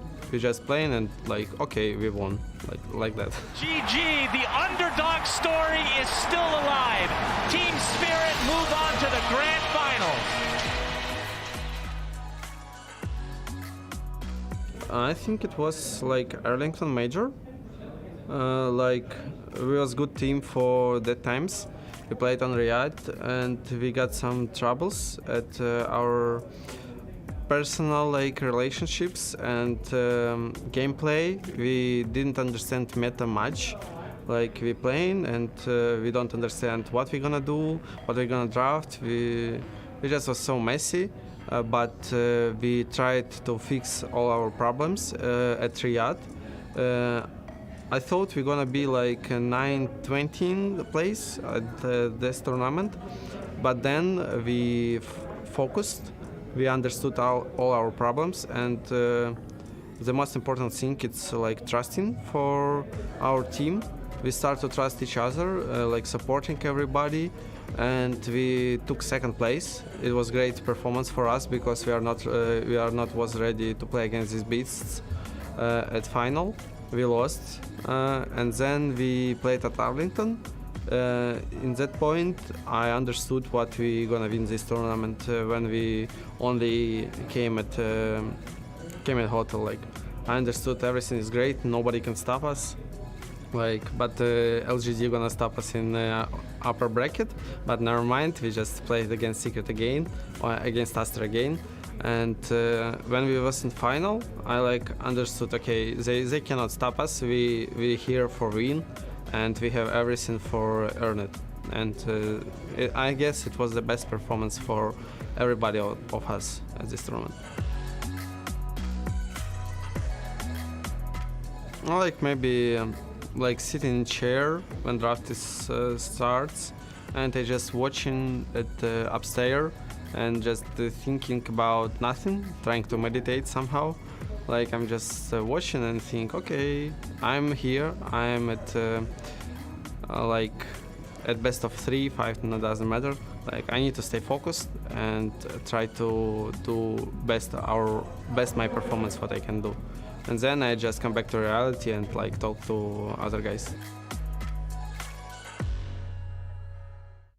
Harry player extraordinaire Yatoro from Team Spirit. We cannot wait to see him get involved in this matchup. And one of the intriguing things about this matchup here is that BB Team, they have in their 5 position Toronto Tokyo, who was the star mid laner of Team Spirit. He's the one that won TI with them. One of the reasons why LoL is such a topic of conversation is because of the gap that Toronto Tokyo left when he departed from Team Spirit. Oh yeah, for sure. And Laurel, as we saw in the last series, he's really been stepping it up. And Toronto Tokyo as a POS 5, he's been stepping up too. So both people getting a lot of, I wouldn't say criticism, but a lot of spotlight on them, right? Like, because they need to be able to perform. You're going from mid to support, and then you bring in a brand new mid laner. There's a lot of pressure for both of them, and both of them are just flourishing right now, which is very impressive to see. Yep. You've been watching this region for a long time, Lacoste. When was the last time you saw teams look this good? Is that pretty much like last time you saw this like VP, right? Seeing this many good teams. Yeah, absolutely. I mean, at this tournament, seems like Eastern Europe, they're really doing well because they have 3 teams left. They have 2 teams in the upper bracket, and seems like, other regions, everybody talks about Western Europe. They've been on the top for a really long time now, especially this 2023. But this one, I'm feeling it. If BBT manages to get the win against Team Spirit here, I think they're taking the whole thing. I think this is a really important match for them because, everybody talks about them choking from time to time. It does tend to happen on the main stage with some of these players, but I think this is the barrier. If they break through it, they're good to go. What do you think, BSJ? We just saw a matchup where Nerves at the very end of the game was the decider, right? One team had one player staying absolutely calm all the way through. BB Team, not necessarily known for it as a team that remains calm under high-stress situations. Yeah, I'd say they're probably one of the weakest teams at recovering from a bad game. I've very much seen like a day and night difference with GPK specifically, like coming off of like a really tilting loss.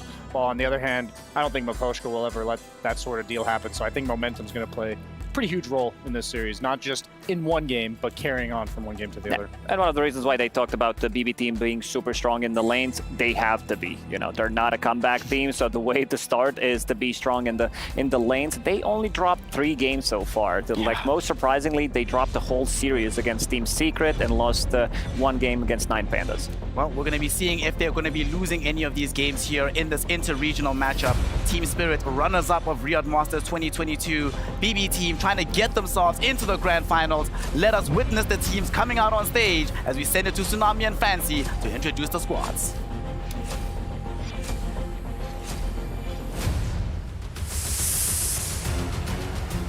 Let's get ready for our final series of the day as we can crown our remaining upper bracket finalist after this series. خلونا نتجهز أعزائي المشاهدين والحضور في المباراة الأخيرة في هذه الليلة في بلاي أوفs. خلصنا من نصف النهائي الأول والآن على طول ندخل نصف النهائي الثاني. Now in theory this is an Eastern European showdown that you've seen many times, but you've never seen it on LAN. This is the first time these two teams will be meeting on a stage. أول مرة في تاريخ هذا الفريقين راح يتواجهون في بطولة لان. شفناهم كثير في بطولات اونلاين سواء دريم ليج او غيره، لكن في بطوله لان هذا اول مره نشهدهم قدام بعض، حتى مع تغييرات الراستر اللي صارت عندهم برضو الى الان ما قد تواجهوا. We're also getting a real treat. The entire TI-10 winning roster is going to be on the stage. Sure, one of the players may be on the opposite side, but still, it's rare that you get something like that. في 2021 بتي اي اعزائي المشاهدين كان فريق سبيريت هو اللي فاز في البطوله بالكامل، لكن في لاعب واحد طلع من الروستر اللي هو تورونتو توكيو، والان هو موجود مع الفريق الخصم بيكون يلعب مع بي بي تيم، فبتكون شيء جدا عظيم اننا نشهده انه قد ايش بيكون فيها الهيستوري في هذه المباراه. Now on paper, I'm kind of inclined to give BB Team the advantage. They've dropped how many games in this tournament so far? 3 games the whole tournament and they haven't lost a single series except once. So I'm guessing that they have the upper hand. أعزائنا المشاهدين اللي ما يدري حتى الآن أكثر فريق فاز في جميع الأجيال من الجروب ستيج إلى اللحظة هذه في البلاي أوفs كلهم كانوا بي بي تيم، حتى هم دخلوا أصلا في أكبر عدد فوزات داخل البلاي أوفs، وحتى الآن ما خسروا ولا سيريس أبدا إلا مرة واحدة بس، ما في ولا فريق كان قريب من النتيجة هذه حتى، فيبدو لي أنهم جايين وجاهزين لنا. Well, the beauty of these intra-regional matchups is that there are no favorites, there are no statistics, there's just Dota, so let's get it started.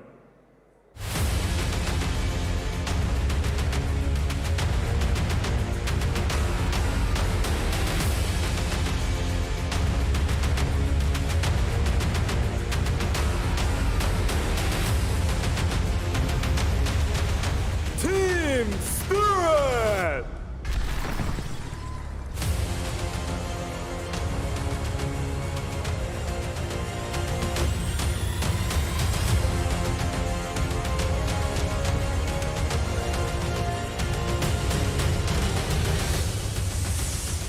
Now, while the majority of the team are TI winners, there were used to be a lot of question marks surrounding Laurel. But after that clinic that he put against Aster yesterday, against Sumail, I don't think you can doubt him anymore. It's not a question mark, it's an exclamation at this point. ما قدر الفريق يفوز في تي اي 2021 الا هم عارفين وش اللي ممكن يقدمونه في هذه المباراه، حتى الهيستوري اللي بينهم قدام فريق الخصم راح يساعد انه يوري وش البوتنشل حقهم، لكن خصمهم زي ما قلنا هم الافضل اللي داخلين عندنا في البلاي اوف، فخلونا نتعرف عليهم.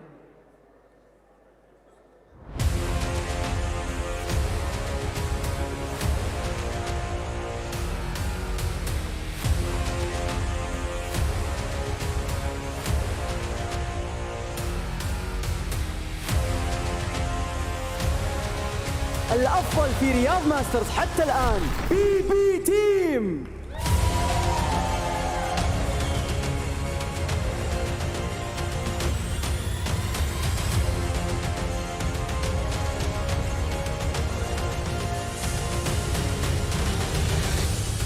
موضوع انك تقدر تفوز 12 مباراة في الجروب ستيج وما حد يكون قريب منك، المركز الثاني كان فايز 8 مباريات فقط، فارق جدا شاسع ما بينهم وبين اللي تحتهم على طول، لكن هنا في المسرح المباراة هذه ما هي غريبة عليهم، خصوصا يعني انه زي ما احنا عارفين قدامهم هيستوري مرة عريق، خصوصا انه في لاعب من فريق سبيريت متواجد معهم الان.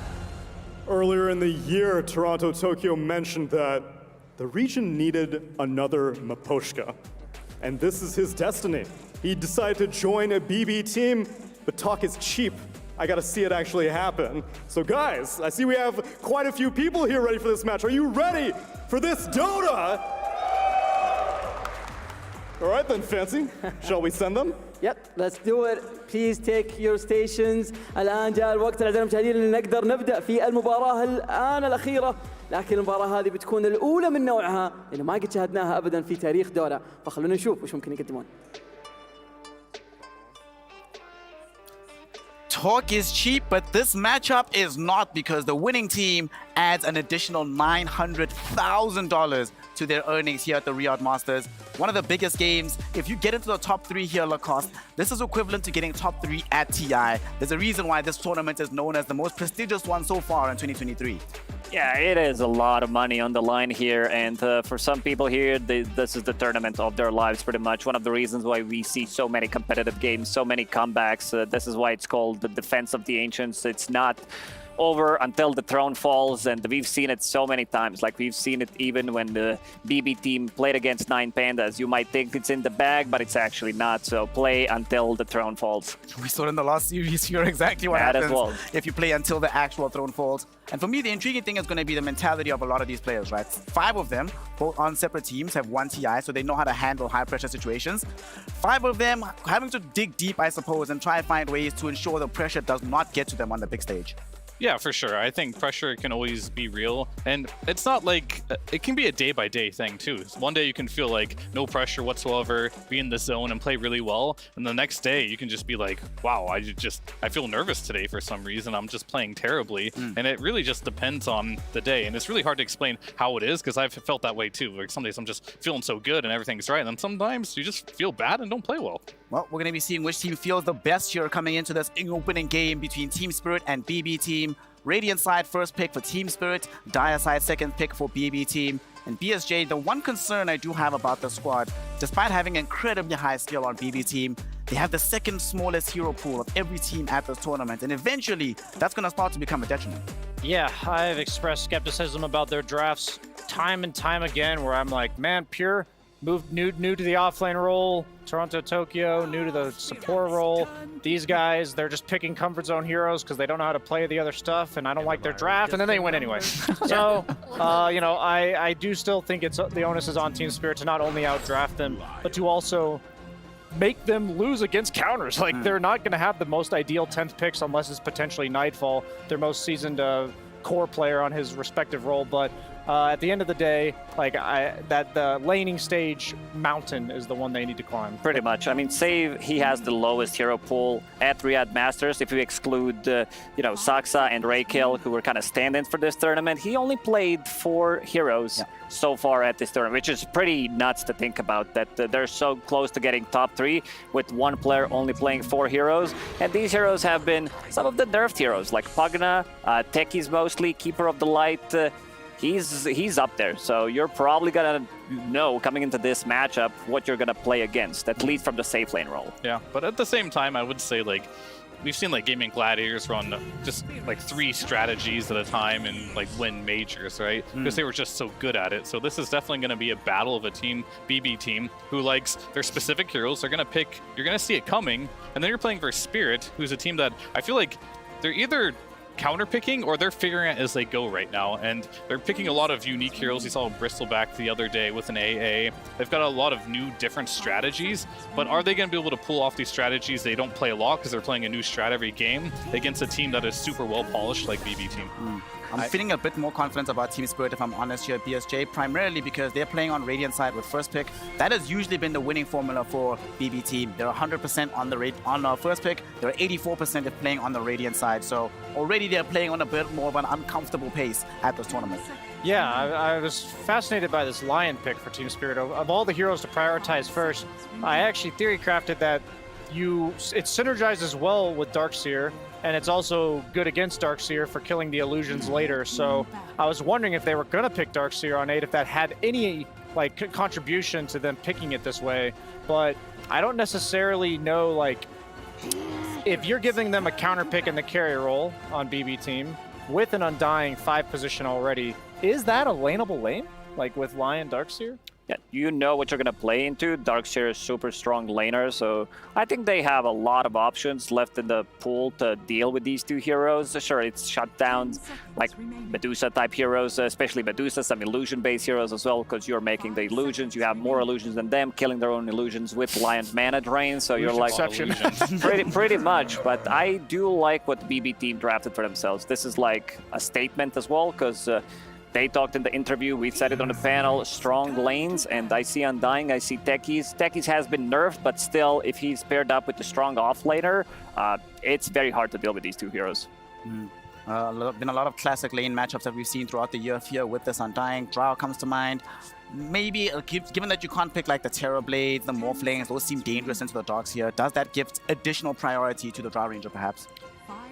I have not been a huge fan of this Drow Ranger right now. I will say, though, if Yatoro is playing it, maybe I get a little more confidence. He does like that hero, but he's not playing against the Darkseer this game. Both these players, Nightfall and Yatoro, they've proven that they have a huge hero pool in this tournament. They can play a multitude of heroes, but a lot of the ones that Yatoro would want to play, or Nightfall, some of the good ones are taken out that way. But I don't think Morphling's that bad, honestly, against the Darkseer, but you are playing versus a Lion, so maybe not. That's part of the strength of why they picked this Darkseer as well. It will limit the hero pool and kind of give them a good idea of what Nightfall might want to play in this game. Yeah, I remember talking to Seb at TI 10, and he talked about how these Tier 1 teams, they pick a lot of their heroes in order to simplify the enemy's draft, meaning that if you pick Darkseer, they're not going to pick Medusa, Naga, Terrorblade. So you're effectively pigeonholing them into specific heroes. And Morphling is a hero that you tend to generally see Undying Morph, and we've seen it own the Darkseer in lane. But now you also have the Lion, the instant hex, reliable burst. Yeah, even with the shard on Morphling, you cannot attribute shift through hexes because they're also considered silences. So they still have the answer, but I'm still concerned about their laning phase as we grab ally. Grab ally.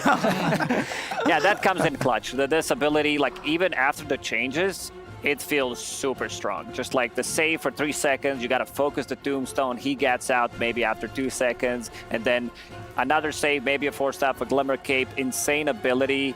Might be overtuned, but yeah, one of the reasons why Undying is popular, has been super popular in the previous patch, pre some of the nerfs, but still feels super strong. And they go with Morphling overall. They use this last ban that they have in the second banning stage, removing Ancient Apparition, a hero that hasn't been talked at all until we got to the playoffs, and he seems to be like a hero of the playoffs pretty much for me, because some of these healing heroes, when you play against 9 pandas, you know that there's going to be some alchemists coming up, Morphling always strong, and the Lesh IO combination that we've seen time and time again through Riyadh Masters, so you got to stop the healing, and not really surprised that the Ancient Apparition is banned overall. You know what stops the healing?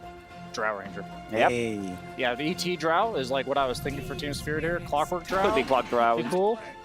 What I find interesting about this Ancient Apparition here, Fear, is that up until yesterday, when they deployed this Ancient Apparition, or 2 days ago, when they deployed it against Team Aster, it was never banned in the entire tournament. Yeah. Aster were the first team to ban it after losing to it, and now BB team recognizing, yeah, I mean, both got a bit cracked on this hero, just get it out of the game. It's definitely on the radar, and they planned on picking Morphling anyway, so it seemed like a bit of a no-brainer there, so it definitely makes sense. And do you want the best carry matchup here, or do you want to save your carry for last pick so we can get to see his lane a bit more and pick your mid here? Choices I think Team Spirit are thinking about right now, because if you do pick Drow Ranger here, as it is good against this, but the instant like is gonna come out, right? Like if they pick Drow here, I know what I want. So this is the risk you run by picking your carry here, because you're gonna have an instant counter pick as we saw without bans. They were waiting, like this was half a second after immediate like it pretty much. It says, you know, we know what you're gonna go for. They know that the Drow Ranger is good matchup against Morphling, but they don't have this like and pick covered. And I've been a little worried so far from the Drow Rangers I have seen so far. It's not like the Drow of old where you can just slam it in the first phase with some Undying and you're just good. The hero's going to hit some timing, you're going to win. Feels like if you do have these heroes like the Batrider, Lycan that can really just stay on top of the Drow, the game plan gets very complicated on how to play the Drow in these type of team fights, and the Morphlings becomes very simple. Just wait until one of my other cores or supports are on top of the Drow, then I can show. I will say that usually Drow has a tougher time when there's a hero like Storm, like Ember, like Puck, or Tiny even. That's a nice band. That's a very Eastern European kind of hero where you're running away from this Lycan, and then this hero's like wrapping behind you and cutting you off and saying like, there's no escaping us. But they don't have that kind of hero yet. And I think that Team Spirit's draft is pretty good at peeling you off of the Drow. You have the stuns from Lion, the Vacuum Wall, Darkseer, Clockwork's very good at disjointing fights. So while I think Lycan is a sick pick, and it's definitely good against Drow, by no means do I think Drow is like going to be unable to position in these fights so far. He doesn't care if he is in shapeshift about your frost arrows, about your hexes. It needs to be stun, it needs to be hookshot, cogs pretty much, and a bit of a surprising ones, I would say, bans coming out from Team Spirit, because Tiny is slightly on the weaker side compared to some other mid laners that are left in the pool, but I want to see like their pick. Why did they exactly ban Tiny? I think they wanted Puck themselves. Like I think the Puck is bad against both the heroes that they banned, so that might have been what BB team was reading. A lot of good mid laners are gone here. I was thinking Pango went out. Pango's out. We got the Ember out. Puck's out. Storm's out. Queen of Pain, Wind Ranger. Here. Like these heroes, something maneuverable, especially for Team Spirit, because they don't have lockdown. Like their heroes are really lacking in that department, so most likely Wind Ranger could be Queen of Pain, something that can roam around freely in a team fight, because these heroes, they don't care about Lycan. Eventually, maybe there's going to be like a nullifier for Wind Ranger, but other than that, it seems pretty good. Yeah, I think the natural Gleipnir builder. Yeah, the Gleipnir builder is nice, because that's like one way to deal with the summons running at you. Okay, so summons have been dealt with. On the side of BB team, they still need a matchup to go into the mid lane for themselves. So what stands out to you, Fear, as a GPK hero that's going to provide them? They also need some disable for themselves, and they need a lane matchup into the Wind Ranger, and they need a hero that can scale throughout the game. I mean, something new is coming out for sure here, because all the heroes that he might want to play aren't really good in this game, or all the heroes he has played to this point. And I think what they just really need right now is some type of initiator. Lycan, he's going to take care of like the nullifier, the physical damage, or maybe we'll go Helm, doesn't really matter at that point. But he needs someone to walk around the map and probably play as a Dragonite, a possibility here. Yeah, I was about to say. I was going to say Kunkka with a blade mill. Oh, no, GPK special. No pirate, please. No, the pirate has not been doing okay, fine. Dragonite's fine too. Are there any other options? I'm sure there is, but it's hard to like see. I was thinking Quap on their side, but then again, you're playing it into Lion, into like Drow Ranger. I don't think this is an easy pick. I'm mostly down for some good old Dragonite, because they lack in stun department, and it just provides them with the low cooldown stun, some extra damage, and also BB team, a team that does love to scale when it comes down to late game, because you know that Pure, he's an ex-position 1 player, so he's going to be building into carry items. Oh, okay, that's That's a good option, but then again, Into you're picked Clockwork. into Clockwork, so that's my concern. Into Gust, not sure if I like it too much. The other option is, right, like you pick the Dragonite into Drow Darkseer. It doesn't feel great either, so I don't think there was a perfect last pick here.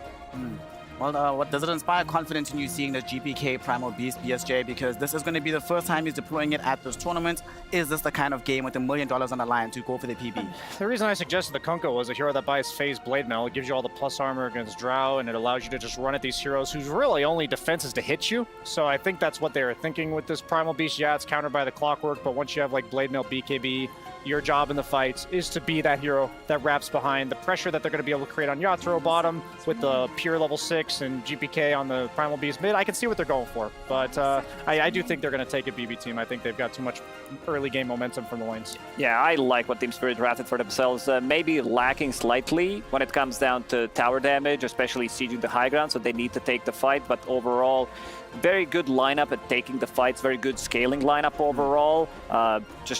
Again, I don't like Primal Beast into Clockwork. I've seen it way too many times, not just this tournament, but coming into this tournament as well. There have been too many games where Primal Beast became very popular, and not a big fan of it. Fear, even though Primal Beast into Clock is a bit rough, earlier in the year we saw that Drow Rangers were reliably losing into Primal Beast. So isolating the Clockwork away from the Drow Ranger, is that a viable strategy for BBT? They can try their best. It's going to be, a lot is going to depend on gameplay, and that's what I like about these two drafts. I can't say one team has the definitive edge in the draft. It feels like whoever just makes the better decision-making, better plays in this game will honestly take this game, and these are the games I love to watch. And who are you backing, though? I'm definitely going to back BB team on this one because the clock is annoying, but I'm going to believe in GPK this game that he's going to be able to evade him and get that early BKB. That's what you really need. You need a fast BKB when you play this Primal versus Clock. If you can get there quickly, the matchup doesn't matter as much. All right, well, we're going to be seeing what my panel's predictions, whether or not they're going to be coming to pass here as we are about to get into our first game. Before we do, though, we have some casters waiting in the wings, but we also have Jenkins on the floor with the coach in him. Hey, Silent. Hey. Okay, you guys first picked Lion. Why'd you do that? Good hero. Okay, doesn't want to reveal much. I get it. How about this last pick, GPK Primal Beast? Did that surprise you? A little bit. I think we could pick a lot of heroes, so it's one of them. If this game goes late, do you win? If it goes late and we are not losing like 20k, I think we have good chances. Yeah, I think we are stronger late game. All right, well, if you're a Team Spirit fan, you want them to go late game this game, and you know who else wants it to go late game? Suns fan and Kezu. Thank you very much, Jenkins. Team Spirit and BB Team. Sunsfan here with Kezu. Game number 1 of another upper bracket matchup. This time, Eastern Europeans at it again. So far, BB Team has had to play through 9 Pandas. Yep. And now Team Spirit, they just cannot leave their region. These teams know them better than anyone. So I feel like it's always a scary opponent, despite BB Team being considered possibly the most skilled team in the entire world. I mean, both teams are disgustingly good. But Team Spirit's form right now with some of their players and how they're performing is just some top-notch. So we're honestly in for a banger game. Bounty runes. Yep, Mira. Oh, body blocks. Yeah, the body blocks from the Wolves are about to expire, though. See if that's enough for him to be able to get away, as Toronto Tokyo will continue to chase and then back away. No early blood grenade action here. Yeah, I was going to say, that's not solo playing it, so not going to be using it. But BBoom, they do get the 3 out of the 4 bounties, it looks like. Definitely good start for them as Collapse is going to want to try and get himself through this early laning stage. Undying certainly a little bit annoying, but you do have the double... Oh, Nightfall. Losing just half HP to the shells here. No big deal. All right, so yeah, talk to me about these lineups, because we get to see the old Drow Ranger, and this time it's Yatoro who actually might buy Glacier. Not quite the meme. I mean, we'll see if that's actually true. Honestly, Yatoro, I think he's the best Drow Ranger in Dota. I think with how I've seen him perform lately, I'm expecting a sick performance out of him. For BB here, so you have Primal Beast. Sure, he's picked into Clock, as they also touched on the panel. but you have Lycan. Like when these two heroes help each other a lot getting into the fight, so sure, maybe you lock down one, but the other one, it could just be overwhelming, and that's what Team Boom Boom are gonna have to play for here, in this mid game especially, like get in together and take the fight. Toronto Tokyo. Easy deny. He is out of mana, but he has a crap ton of mangoes at his disposal. As Collapse.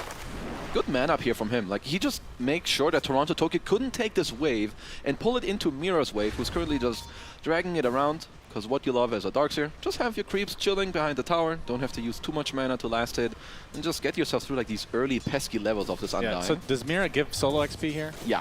He's just gonna go and body Toronto Tokyo, who's gonna come over to try and contest. Just gonna give all this XP to his good old friend. Delicious. Collapse. Absolutely beautiful. See another Impale come out. In the mid lane, GPK will be playing the Primal Beast versus Laurel's Wind Ranger. The panel kind of talked about the Primal Beast pick. Yeah. I mean, typically a strong hero, but against the likes of Clockwork, I mean, it just felt like there was not that great of a pickup as Toronto Tokyo. Another right click is actually enough for Mira, despite being a pathetic Lion.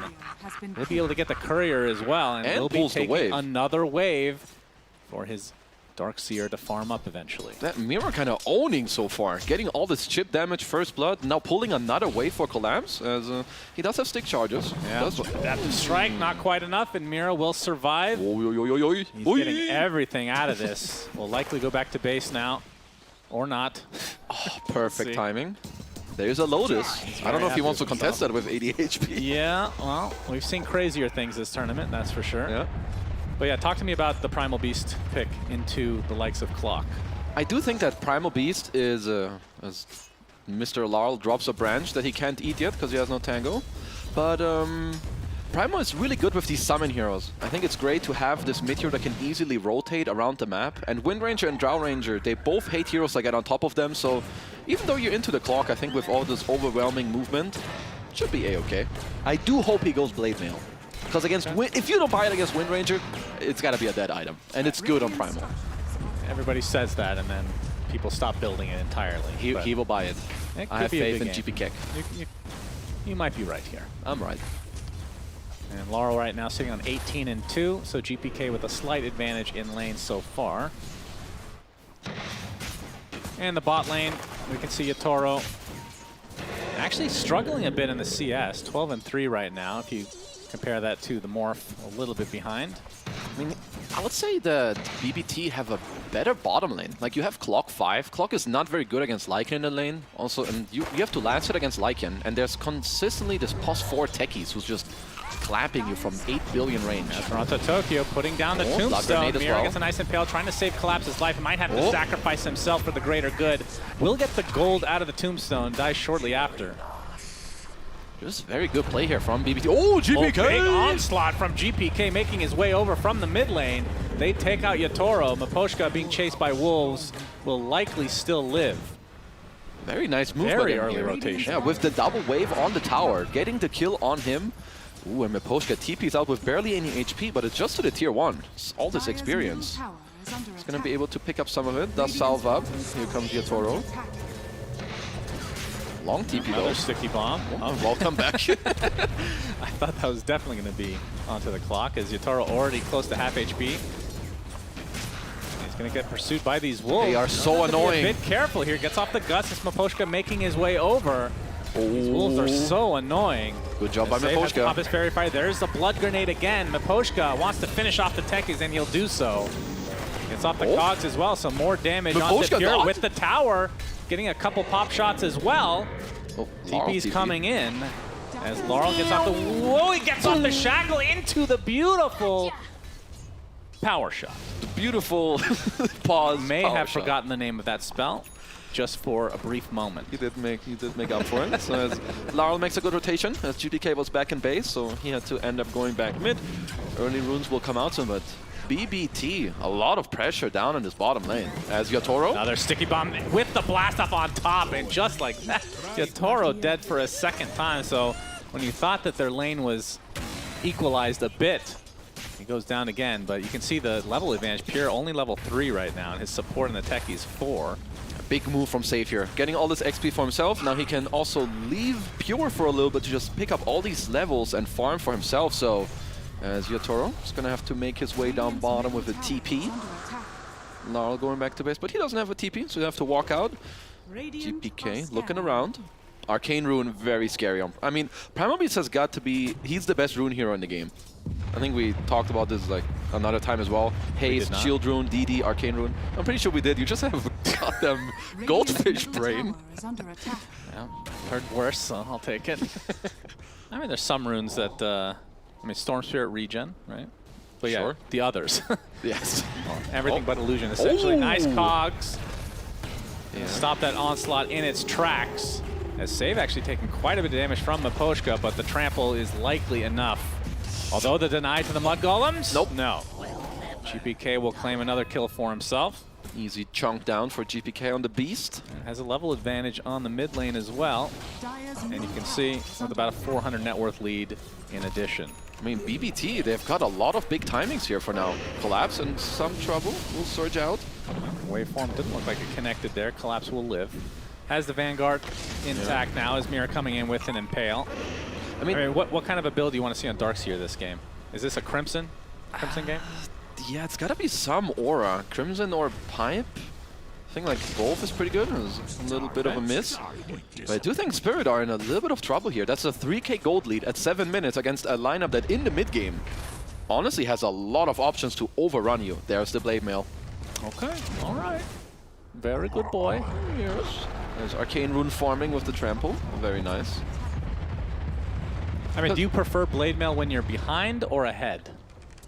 Or does it matter? I think it's just up to like hero matchup. Okay. Sure, I guess you would always love to just be ahead, but against these heroes, no matter if you're ahead or behind, it feels great. Miposhka.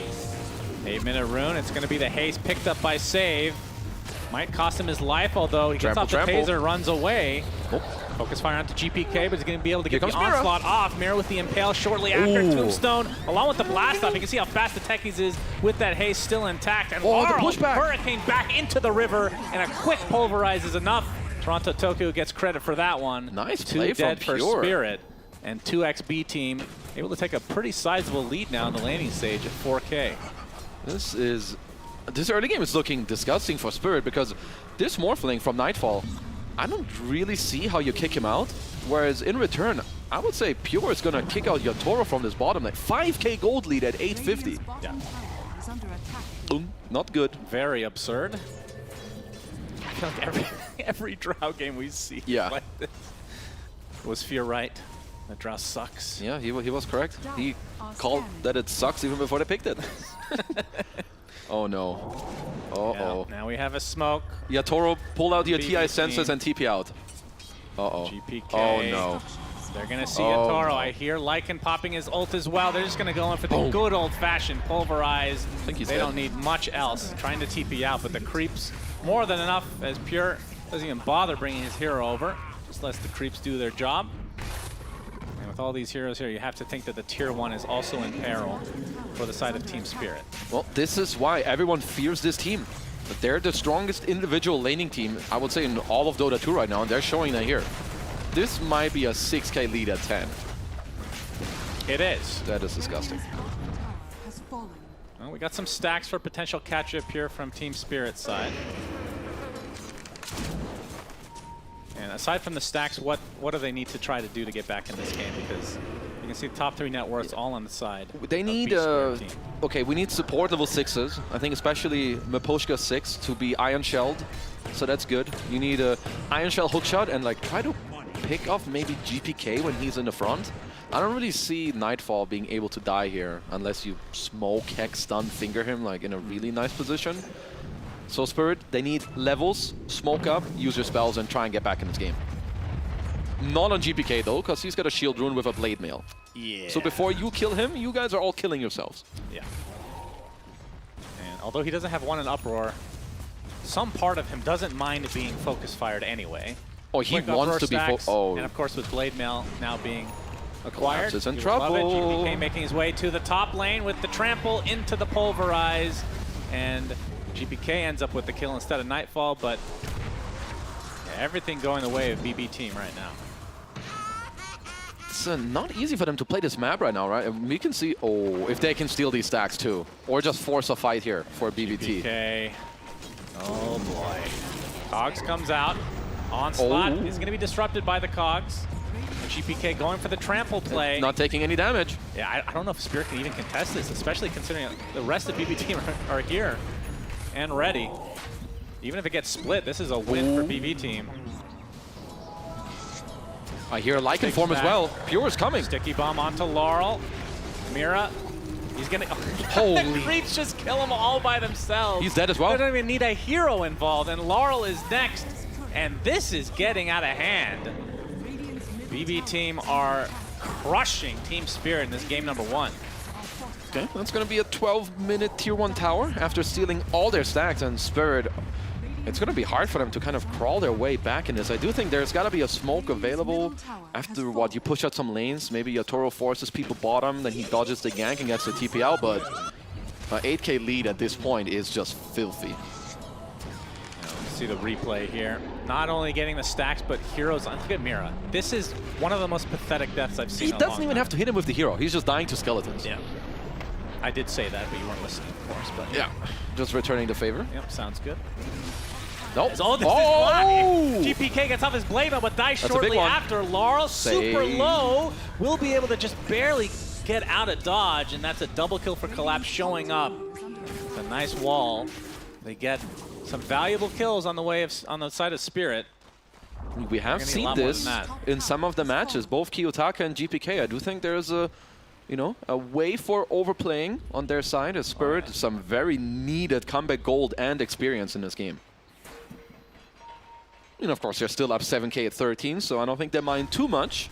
Yeah, a lot of these core players do have the ability to make questionable decisions when they're very confident. Yeah, as do you. Thank you. I was thinking more of 23 Savage in the last game. Too soon. Stop. Too soon? Stop. Yeah, If you're listening, that was I'm actually sorry. really rough to watch. Don't do it. Moving on at this game because I don't want to cry. Pure has the Helm of the Overlord finished at base, and BB team are looking for another potential catch here on the Yatoro, who, I mean, he has treads, almost done with the Dragon Lance, but just needs a lot more than that. I mean, BB team, if they just start the fight on their terms, like with some Lycan form at the same time where GPK is like an onslaught into the fight, I don't really see how Spirit can kind of fight back. So they'll have to look around these tier 2s, maybe with glyphs available, which currently they don't have, and just like keep playing the map. Yatoro needs more time, Laurel needs more time. But if BB just come at you on their pace, it's really hard to respond. Yeah. They're showing already early on in game number 1 why they are potentially the most feared team in Dota right now. As long as they can keep their heads on straight, which is a big if, let's be real. Being real. But if they do, they have a lot of potential to be potential champions even in a tournament like this. I mean, game is slowing down a little bit. If BB team don't find too many aggressive moves, they can definitely think about Roche very soon, as Nightfall absolutely untouched in this game so far on the Morphling as well. And Pure's net worth is, I mean, all their net worths are actually disgusting. 8,000 on Lycan at 14 minutes. Yeah. Is there any potential for Spirit to try to, I was going to say steal Roche, but BB team have a way better Roche team as well. Spirit have done it Focus Fire Drow with the clockwork up front. Spirit have done it before, but honestly, if BBT give up Roche or Spirit get to sneak it, I feel like BBT would have to be actual AFK. Yeah. So I don't see it happening this time around, as Yatoro Spotted, gets off a nice gust, but it will only delay. Yeah, Pulverize to come. You can see a TP coming in, Tombstone placed as well. Another easy kill. Oh, they got Nightfall. Okay. Okay, was that? The 2 supports coming in clutch. Low on Agi, or high on Agi, I suppose. Low on brain cells, maybe, for me. As a tier 2 tower will be taken out, so despite losing their carry, they get the other carry. Actually, a sick play as they did that without vision, so Massive just ran in, got the instant hex into the finger off, but BB team do get the tier 2, and looks like they're probably just going to be thinking about Roche here. Yeah, I would think so. Yeah, we just see it on the minimap, as Miro just gets to run it on Nightfall. Just claps him out of the... Oh, yeah. Oh, the hook shot as well for good measure. That's right. Can't take any chances when you're down this much. Into the Roche pit they will likely go. And Nightfall does not care about the Roche. well, doesn't really have to, because you have Pure on the Lycan, and that's the main way that you will be able to shred this guy. Just being very efficient. I think they're just going to give it to GPK here, allow him to continue to get into the map, as Nightfall is going to just rack up his gold and XP in this game. Yeah, Pure Sacred Relics on the list, so I would assume it's a Nullifier. Nullifier is a very good item in this game. All the Hurricane Pikes that may come out, the Wind Run, the Surge as well. So very good itemization here from Pure. Just continue to push the game forward with your net worth lead in this game. Smoke from Spirit. They need to get something out of this. That goes without saying. Do they have any wards on them? They have one on the clock, and they do see Nightfall. Yeah. Find a way to surprise him. Techie's mine. Uses his waveform, but you can see Spirit just really careful, thinking that there's an entire team behind Nightfall, and they're not far off. That helps, though. Blink onto the Lion. That is a way to be able to close the gap and surprise the likes of Morphling. Yeah, I think 5-on-5s is still very hard for Spirit to take in this game, which means you want to try to keep a more open map. Look for pickoffs as BB team. Hello, Yatoro. Yeah, another Pulverize into a trample, but the mech comes out from Collapse. Is it going to be enough to save Yatoro? Puts down the wall as Pure. I think he has one thing on his mind. He wants the Drow. Shackles there, though, into the Focus Fire. And this is going to be the death of Pure. Too aggressive from BB team. As Toronto Tokyo might be next on the list. Although GPK comes in with an onslaught, getting controlled shortly after. Reinforcements are here. Despite having the Aegis, Spirit able to capitalize on the positioning error there from Pure. Pretty sick that they actually get to like hold a little bit, get some of these kills into the game, because I mean when you're this far ahead, like giving up a few of these kills is very costly. Yeah. Still a 7K lead, of course, so let's not get ahead of ourselves. BKB now on GPK, but he gets hookshot into the cogs.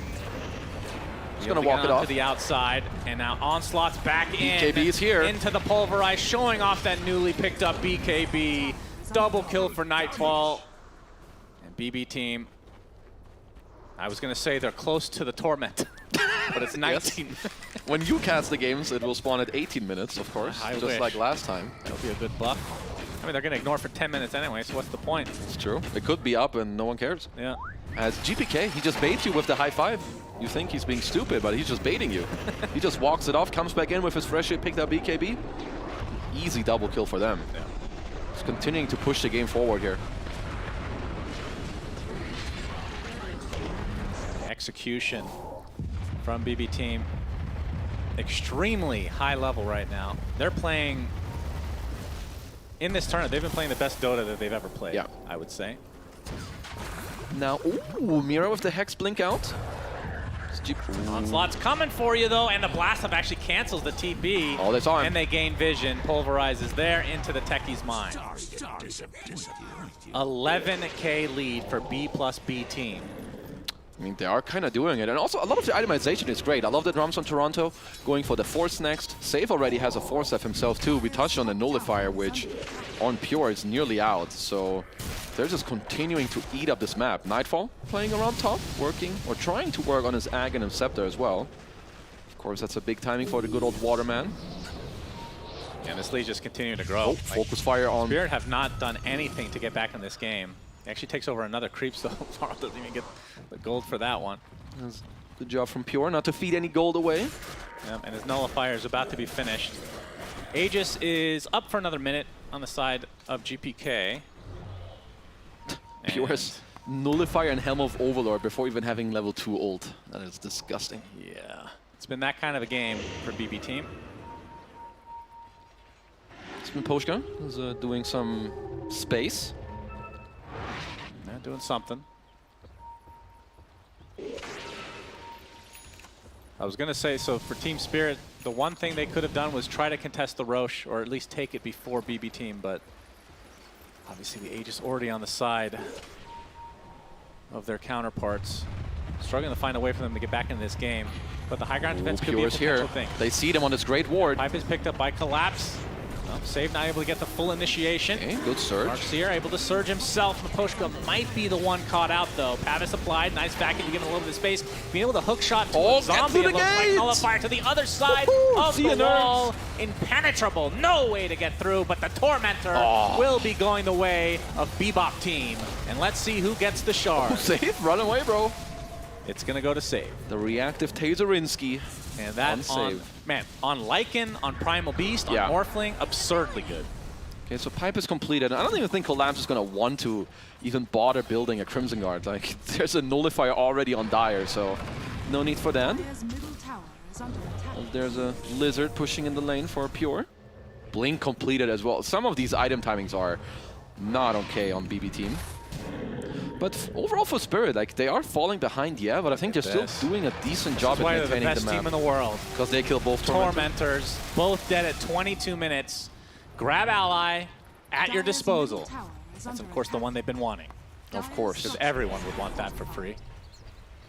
I mean, now even if Spirit go together and try to get a pick off, it's just hard. There's going to be the grab ally if Toronto Tokyo can make his way there, so I think for Spirit, the gameplay will not change in the next few minutes. We need to split push. We need to get to the later stages of this game. Defending this tier 1 tower, not wanting to give up an inch anywhere on the map.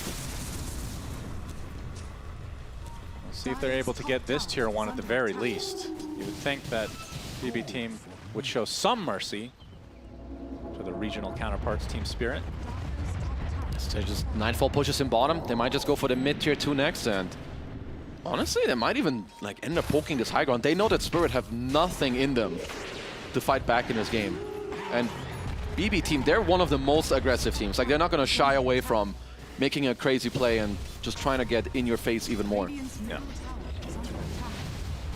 Well, Collapse does have a bunch of utility for a potential high ground defense. And I mean, how powerful could this back wall be? Getting illusions of a Morphling always pretty good, especially when they're this farm. There's GPK. Space. Defending the tier 1 tower. Maposhka will die. Mira's going to get spotted out, but should be able to TP. We're still getting some decent items. We got the Philosopher's Stone. Yatoro. Probably. Yeah, I mean, they're going to try what? Get this Aghanim, the Vac Wall you touched on. Morph Illusion is a banger one. Yeah. That's for sure. But the rest kind of meh. I mean, I guess you can steal the Lycan Helm of Overlord for your Drow and for your Wind Ranger, so that's not a joke. Getting that aura is pretty good. I feel like we've seen a few games in this tournament where a team gets off to a really good start in the laning stage, and the other team is able to at least stem the bleeding to some degree. But this is just getting worse and worse and worse, and they're not really even fighting. They can't bleed fight. is just growing. Yeah, it's with how BB team are playing, it's just not easy for them to move around this map, because wherever they go, just gotta run away. You need to be afraid of the wolves as well. Might be giving you vision there. So overall, I mean, Spirit have got to play the clock here.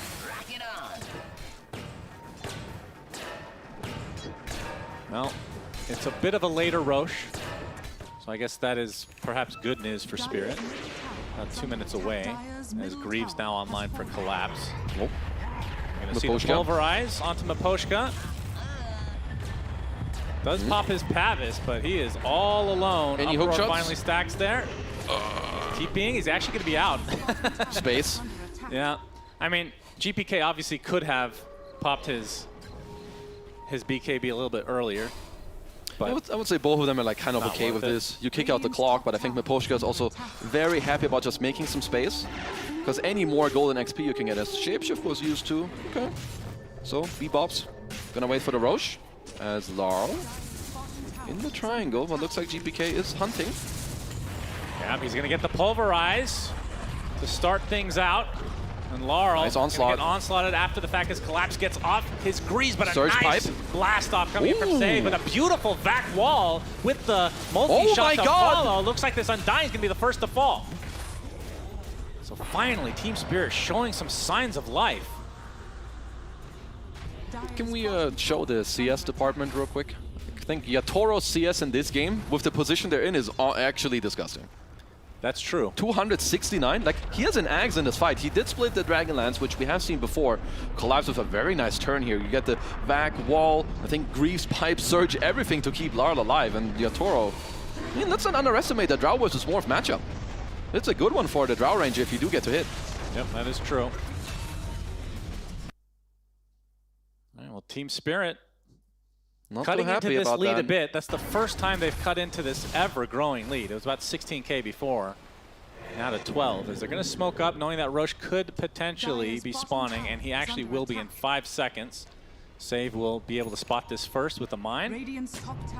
Still not an easy fight for Spirit. Sure, you do have this Aghanims on your Toro and you're getting more items on your cores, but BBT is still majorly in the driver's seat here, right? You've got all these BKBs. Even Nightfall picked up his BKB. Yeah, they're trying, you can see, Spirit are trying to do the cheeky steal.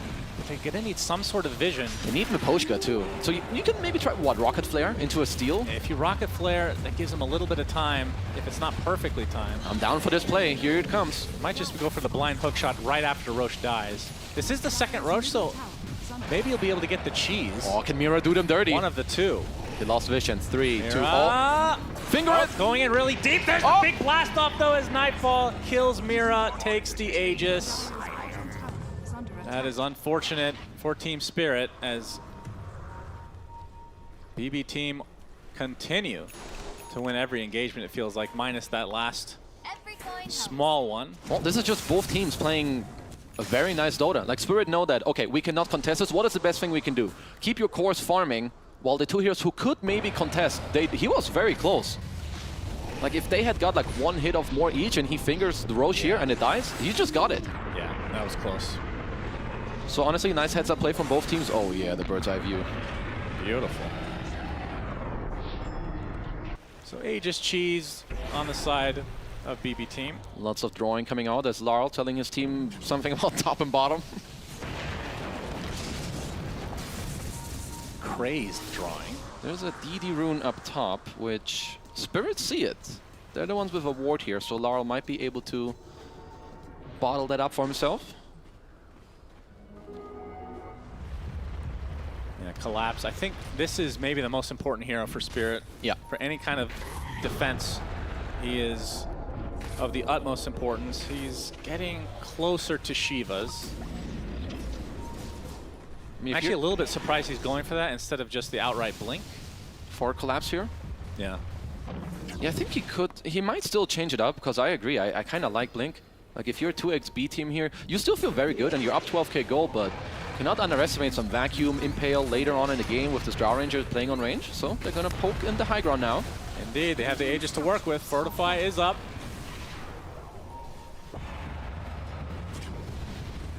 These are some difficult heroes to kill. It's a DD Wind Ranger, and remember, there's a Drow aura. You're getting attack speed, you're actually even getting bonus damage from the bonus agility as well, since you're universal. True. It does have the hypothermia onto Nightfall. As the Tombstone is placed, pulverize initiation, but the hook shot cancels GPK. He's stuck inside the cogs now. Is Nightfall getting controlled a bit? As 5 stacks the hypothermia. He does have to be careful with that despite having the Aegis. Force F. Techies, likely the first to drop. No, the big Soul Rip coming out will save him. As Nightfall and company looking to disengage completely. Vacuum wall. Back wall onto 2 with the Gleipnir to follow. Nice force that's going to save Techies, but they're going to lose Pure. And now, Bebop on the run. He's going to get some vision of Nightfall. If they can get this Aegis, this would be enormous. But he turns into the double force. Drow with the Gust. They get the Gleipnir again. Mira continuing to control, draining mana as well. That's enough. Aegis down. He has and Manta. Now he's surrounded. Cogs are there. He's getting controlled up. He gets off the attribute shift, though, into the waveform. Oh, the vacuum! The vacuum down to the low ground. Gusted up, impaled, and destroyed. Uh-oh, Boombox. Not the fight that they want on the enemy high ground there. Spirit were really ready on all the counterplay. Hookshot to cancel the Pulverize at the start and then just going too deep. I mean, Team Spirit's team fight, when they just get to sit in the back and kite, like they were kiting this out so nicely, and now they just get to follow. With a good Shackle follow-up, like this vacuum wall to just follow and keep the fight going. Yeah, that was a clean defense. Very nicely played from Spirit. Even BB this team, chase here. They do The get double punished. force stab. What a beautiful play. Psychic headband into the Hex stun. You know, I thought maybe Nightfall is fine here because he had the Manta on the respawn. That's just perfect layering. And this vacuum. Everybody's all over the place. I mean, what do you think of the Drow Morphling matchup when it gets to like mid to late game, just on average? Drow Ranger. Drow Ranger favorite for sure. You ignore all the armor, you're high range yourself, you have like all the stacking up now of the arrows and slowing down the regen, stacking damage with the Aghanims. So if your Toro just gets to hit and play longer fights, which currently seems to be the case for them, I definitely prefer their scaling over BBT's. Yeah, they have definitely cut into this lead severely. We thought that BB team would be able to kind of run away with this thing. But now some power spikes coming the way for Team Spirit. The Hurricane Pike came during that fight for Yatoro.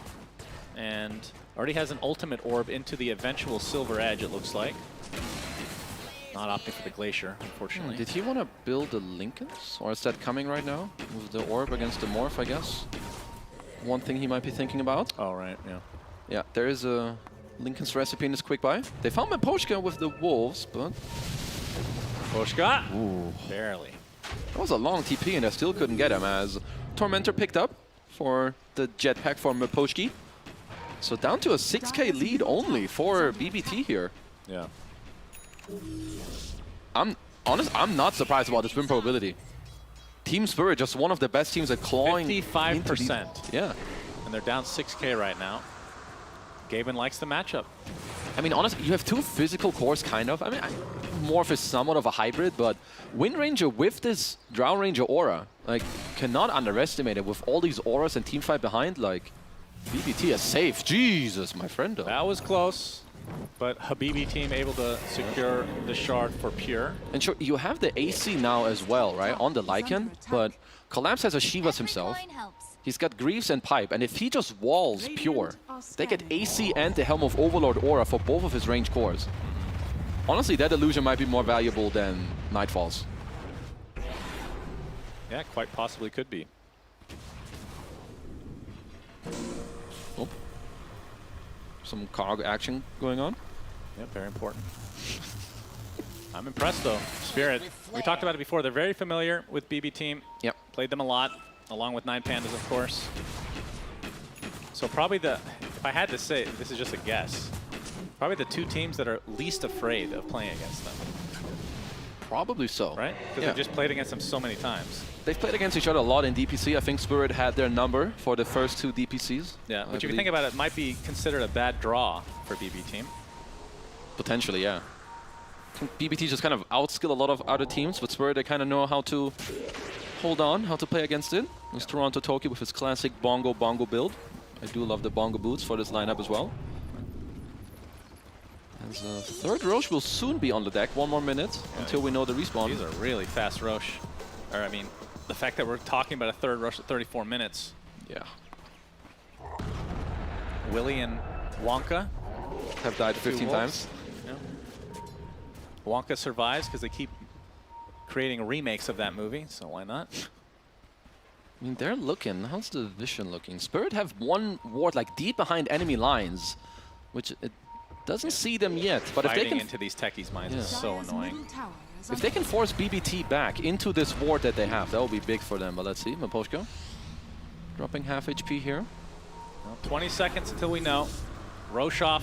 This would be the first Roche off of the game, despite it being the third Roche. But it feels like Team Spirit actually can contest. Yeah, I mean, this is the first time that Spirit can fight back in this game. They've done a tremendous job so far to even like be in this position. Yeah. But we can see that barbecue. What? Damn it. Shannon, keep it together. You didn't even finish the whole term. It's so stupid. I can't say that one is too funny. As we have teams stop laughing. As Laurel will focus fire this tier 3 in the mid lane. Okay. Oh, I hear Lycan ult. Nice blast off. They're gonna find Yatoro right off the bat, and he's dead. All alone. My goodness. Well, Larl is doing his best Zai impression. Absolutely. Not too shabby. Gets the Gleipnir as well and escapes. This is 60 seconds where they can take Roche because it's already spawned. I honestly think this might just be theirs. Spirit might want to look for a similar play that they did before, but BBT have got to be ready for this one this time as Miposhka. He gets to lead it. So much burst damage from BB Team. I mean, Larla's back at the mid-tier 3 though. Not quite, but yeah, very close. He did nearly get the entire tower there. So Spirit gonna gate to bottom with a quick pause. Sorry, no gates, but TPs. As I mean, BBT will be able to just pick up the Roche for free here. Yeah, I would think so. I don't see any counterplay to it. Which it will give them a refresher shard. I wonder if you want to give that to... I mean, both Pure and GPK, I think, can use that very well to try and keep the momentum of the fight going and keep pushing forward. Because that's the most important thing when you play against these range carriers. You need to get on top of them. Force them to run away. I mean, there is 40 seconds. And for the side of BB Team, it's only Pure in the pit. Although Nightfall's not too far away, so yeah, I guess that is plenty of time in the end. No, Nightfall he'll be there. The auras are pretty important, though, for this Morphling Drow matchup. Pure with the AC. I don't know if there's a Solar Crest in the mix as well, but definitely want to help Nightfall with some of that. Yeah, this is the Roche with a refresher shard, so I would guess that GPK would be the one to take it, actually. I just said all of this 30 seconds ago. What? What'd you say? The refresher shard will be important for GPK. Did you say that before me? All right, good. Having a lot of thinking fun about here. food. Having a lot of fun here casting Boombox Team. Could be worse. They are on the steps of killing. MMR is just a number. I don't think so. All right, just get yourself together here. No, Kazu. we're back. Everything's fine. We're back in the game. Unpaused and into the Roche pit they go. It's one of these games where even though one team is very far ahead, you know that the game is way more even than what the numbers show you. Tier 3 dead. So it is a trade of sorts. Yatoro obviously not wanting to die like he did, but they at least get something out of it, which we saw the importance of that, like you brought up with Zai in the last game. I mean, if he hadn't gotten those double racks earlier, it's the Shackle shot. Not going to connect on the Pure, but a big back wall. But this is more of a defensive measure, it looks like, from Team Spirit. Surprised that they actually want to fight despite Yatoro not being alive. Mira's dead. Maybe they weren't expecting BB Team to show up in full force this fast. Honestly, if that Shackle connects, as the illusions are just straight up AFK, I think if the Shackle connects, that might just be a kill. I don't know if Toronto was close enough to grab ally and then save, but I do kind of like the play from both teams. BBT with a good reaction. Now they can push in some more lanes on the map. As Spirit gonna keep trying to just delay and get a better position on this map for now. And Nightfall is an absolute monster. My goodness, he has farmed. 25k net worth with a 3k lead just on Yatoro, who we've praised for being so efficient on his farming patterns this game, despite being at the disadvantage pretty much from the get-go. Lauren, let's get out. Got to give credit to Laurel, though, as well. He's been definitely keeping them in the game as for sure. Like a little bit here. Some good map movement for him, pressuring the tier 3 around mid. And now he's just scaling very well. Like, cannot stress it often enough. So Aegis and Cheese for BB Team. As Pure pretty damn close to finishing his BKB.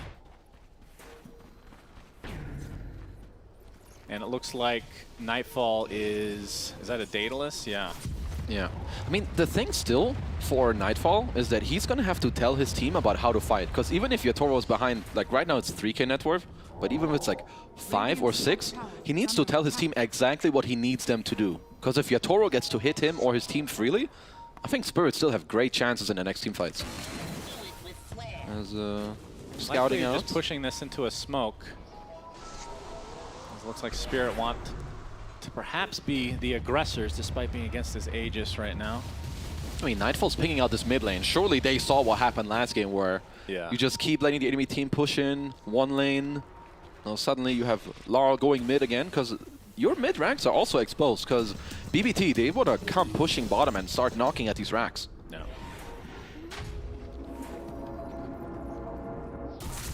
Zipping out Laurel, who gets himself some more bonus gold here. Yeah, they're doing a great job at delaying this. Essentially just deleting some time from this Aegis, but I think more of it than anything is BB team just waiting for these items to come out before they're comfortable pushing, because what happened last time, it can't happen again, because that gives more opportunity for Spirit to get back in this game.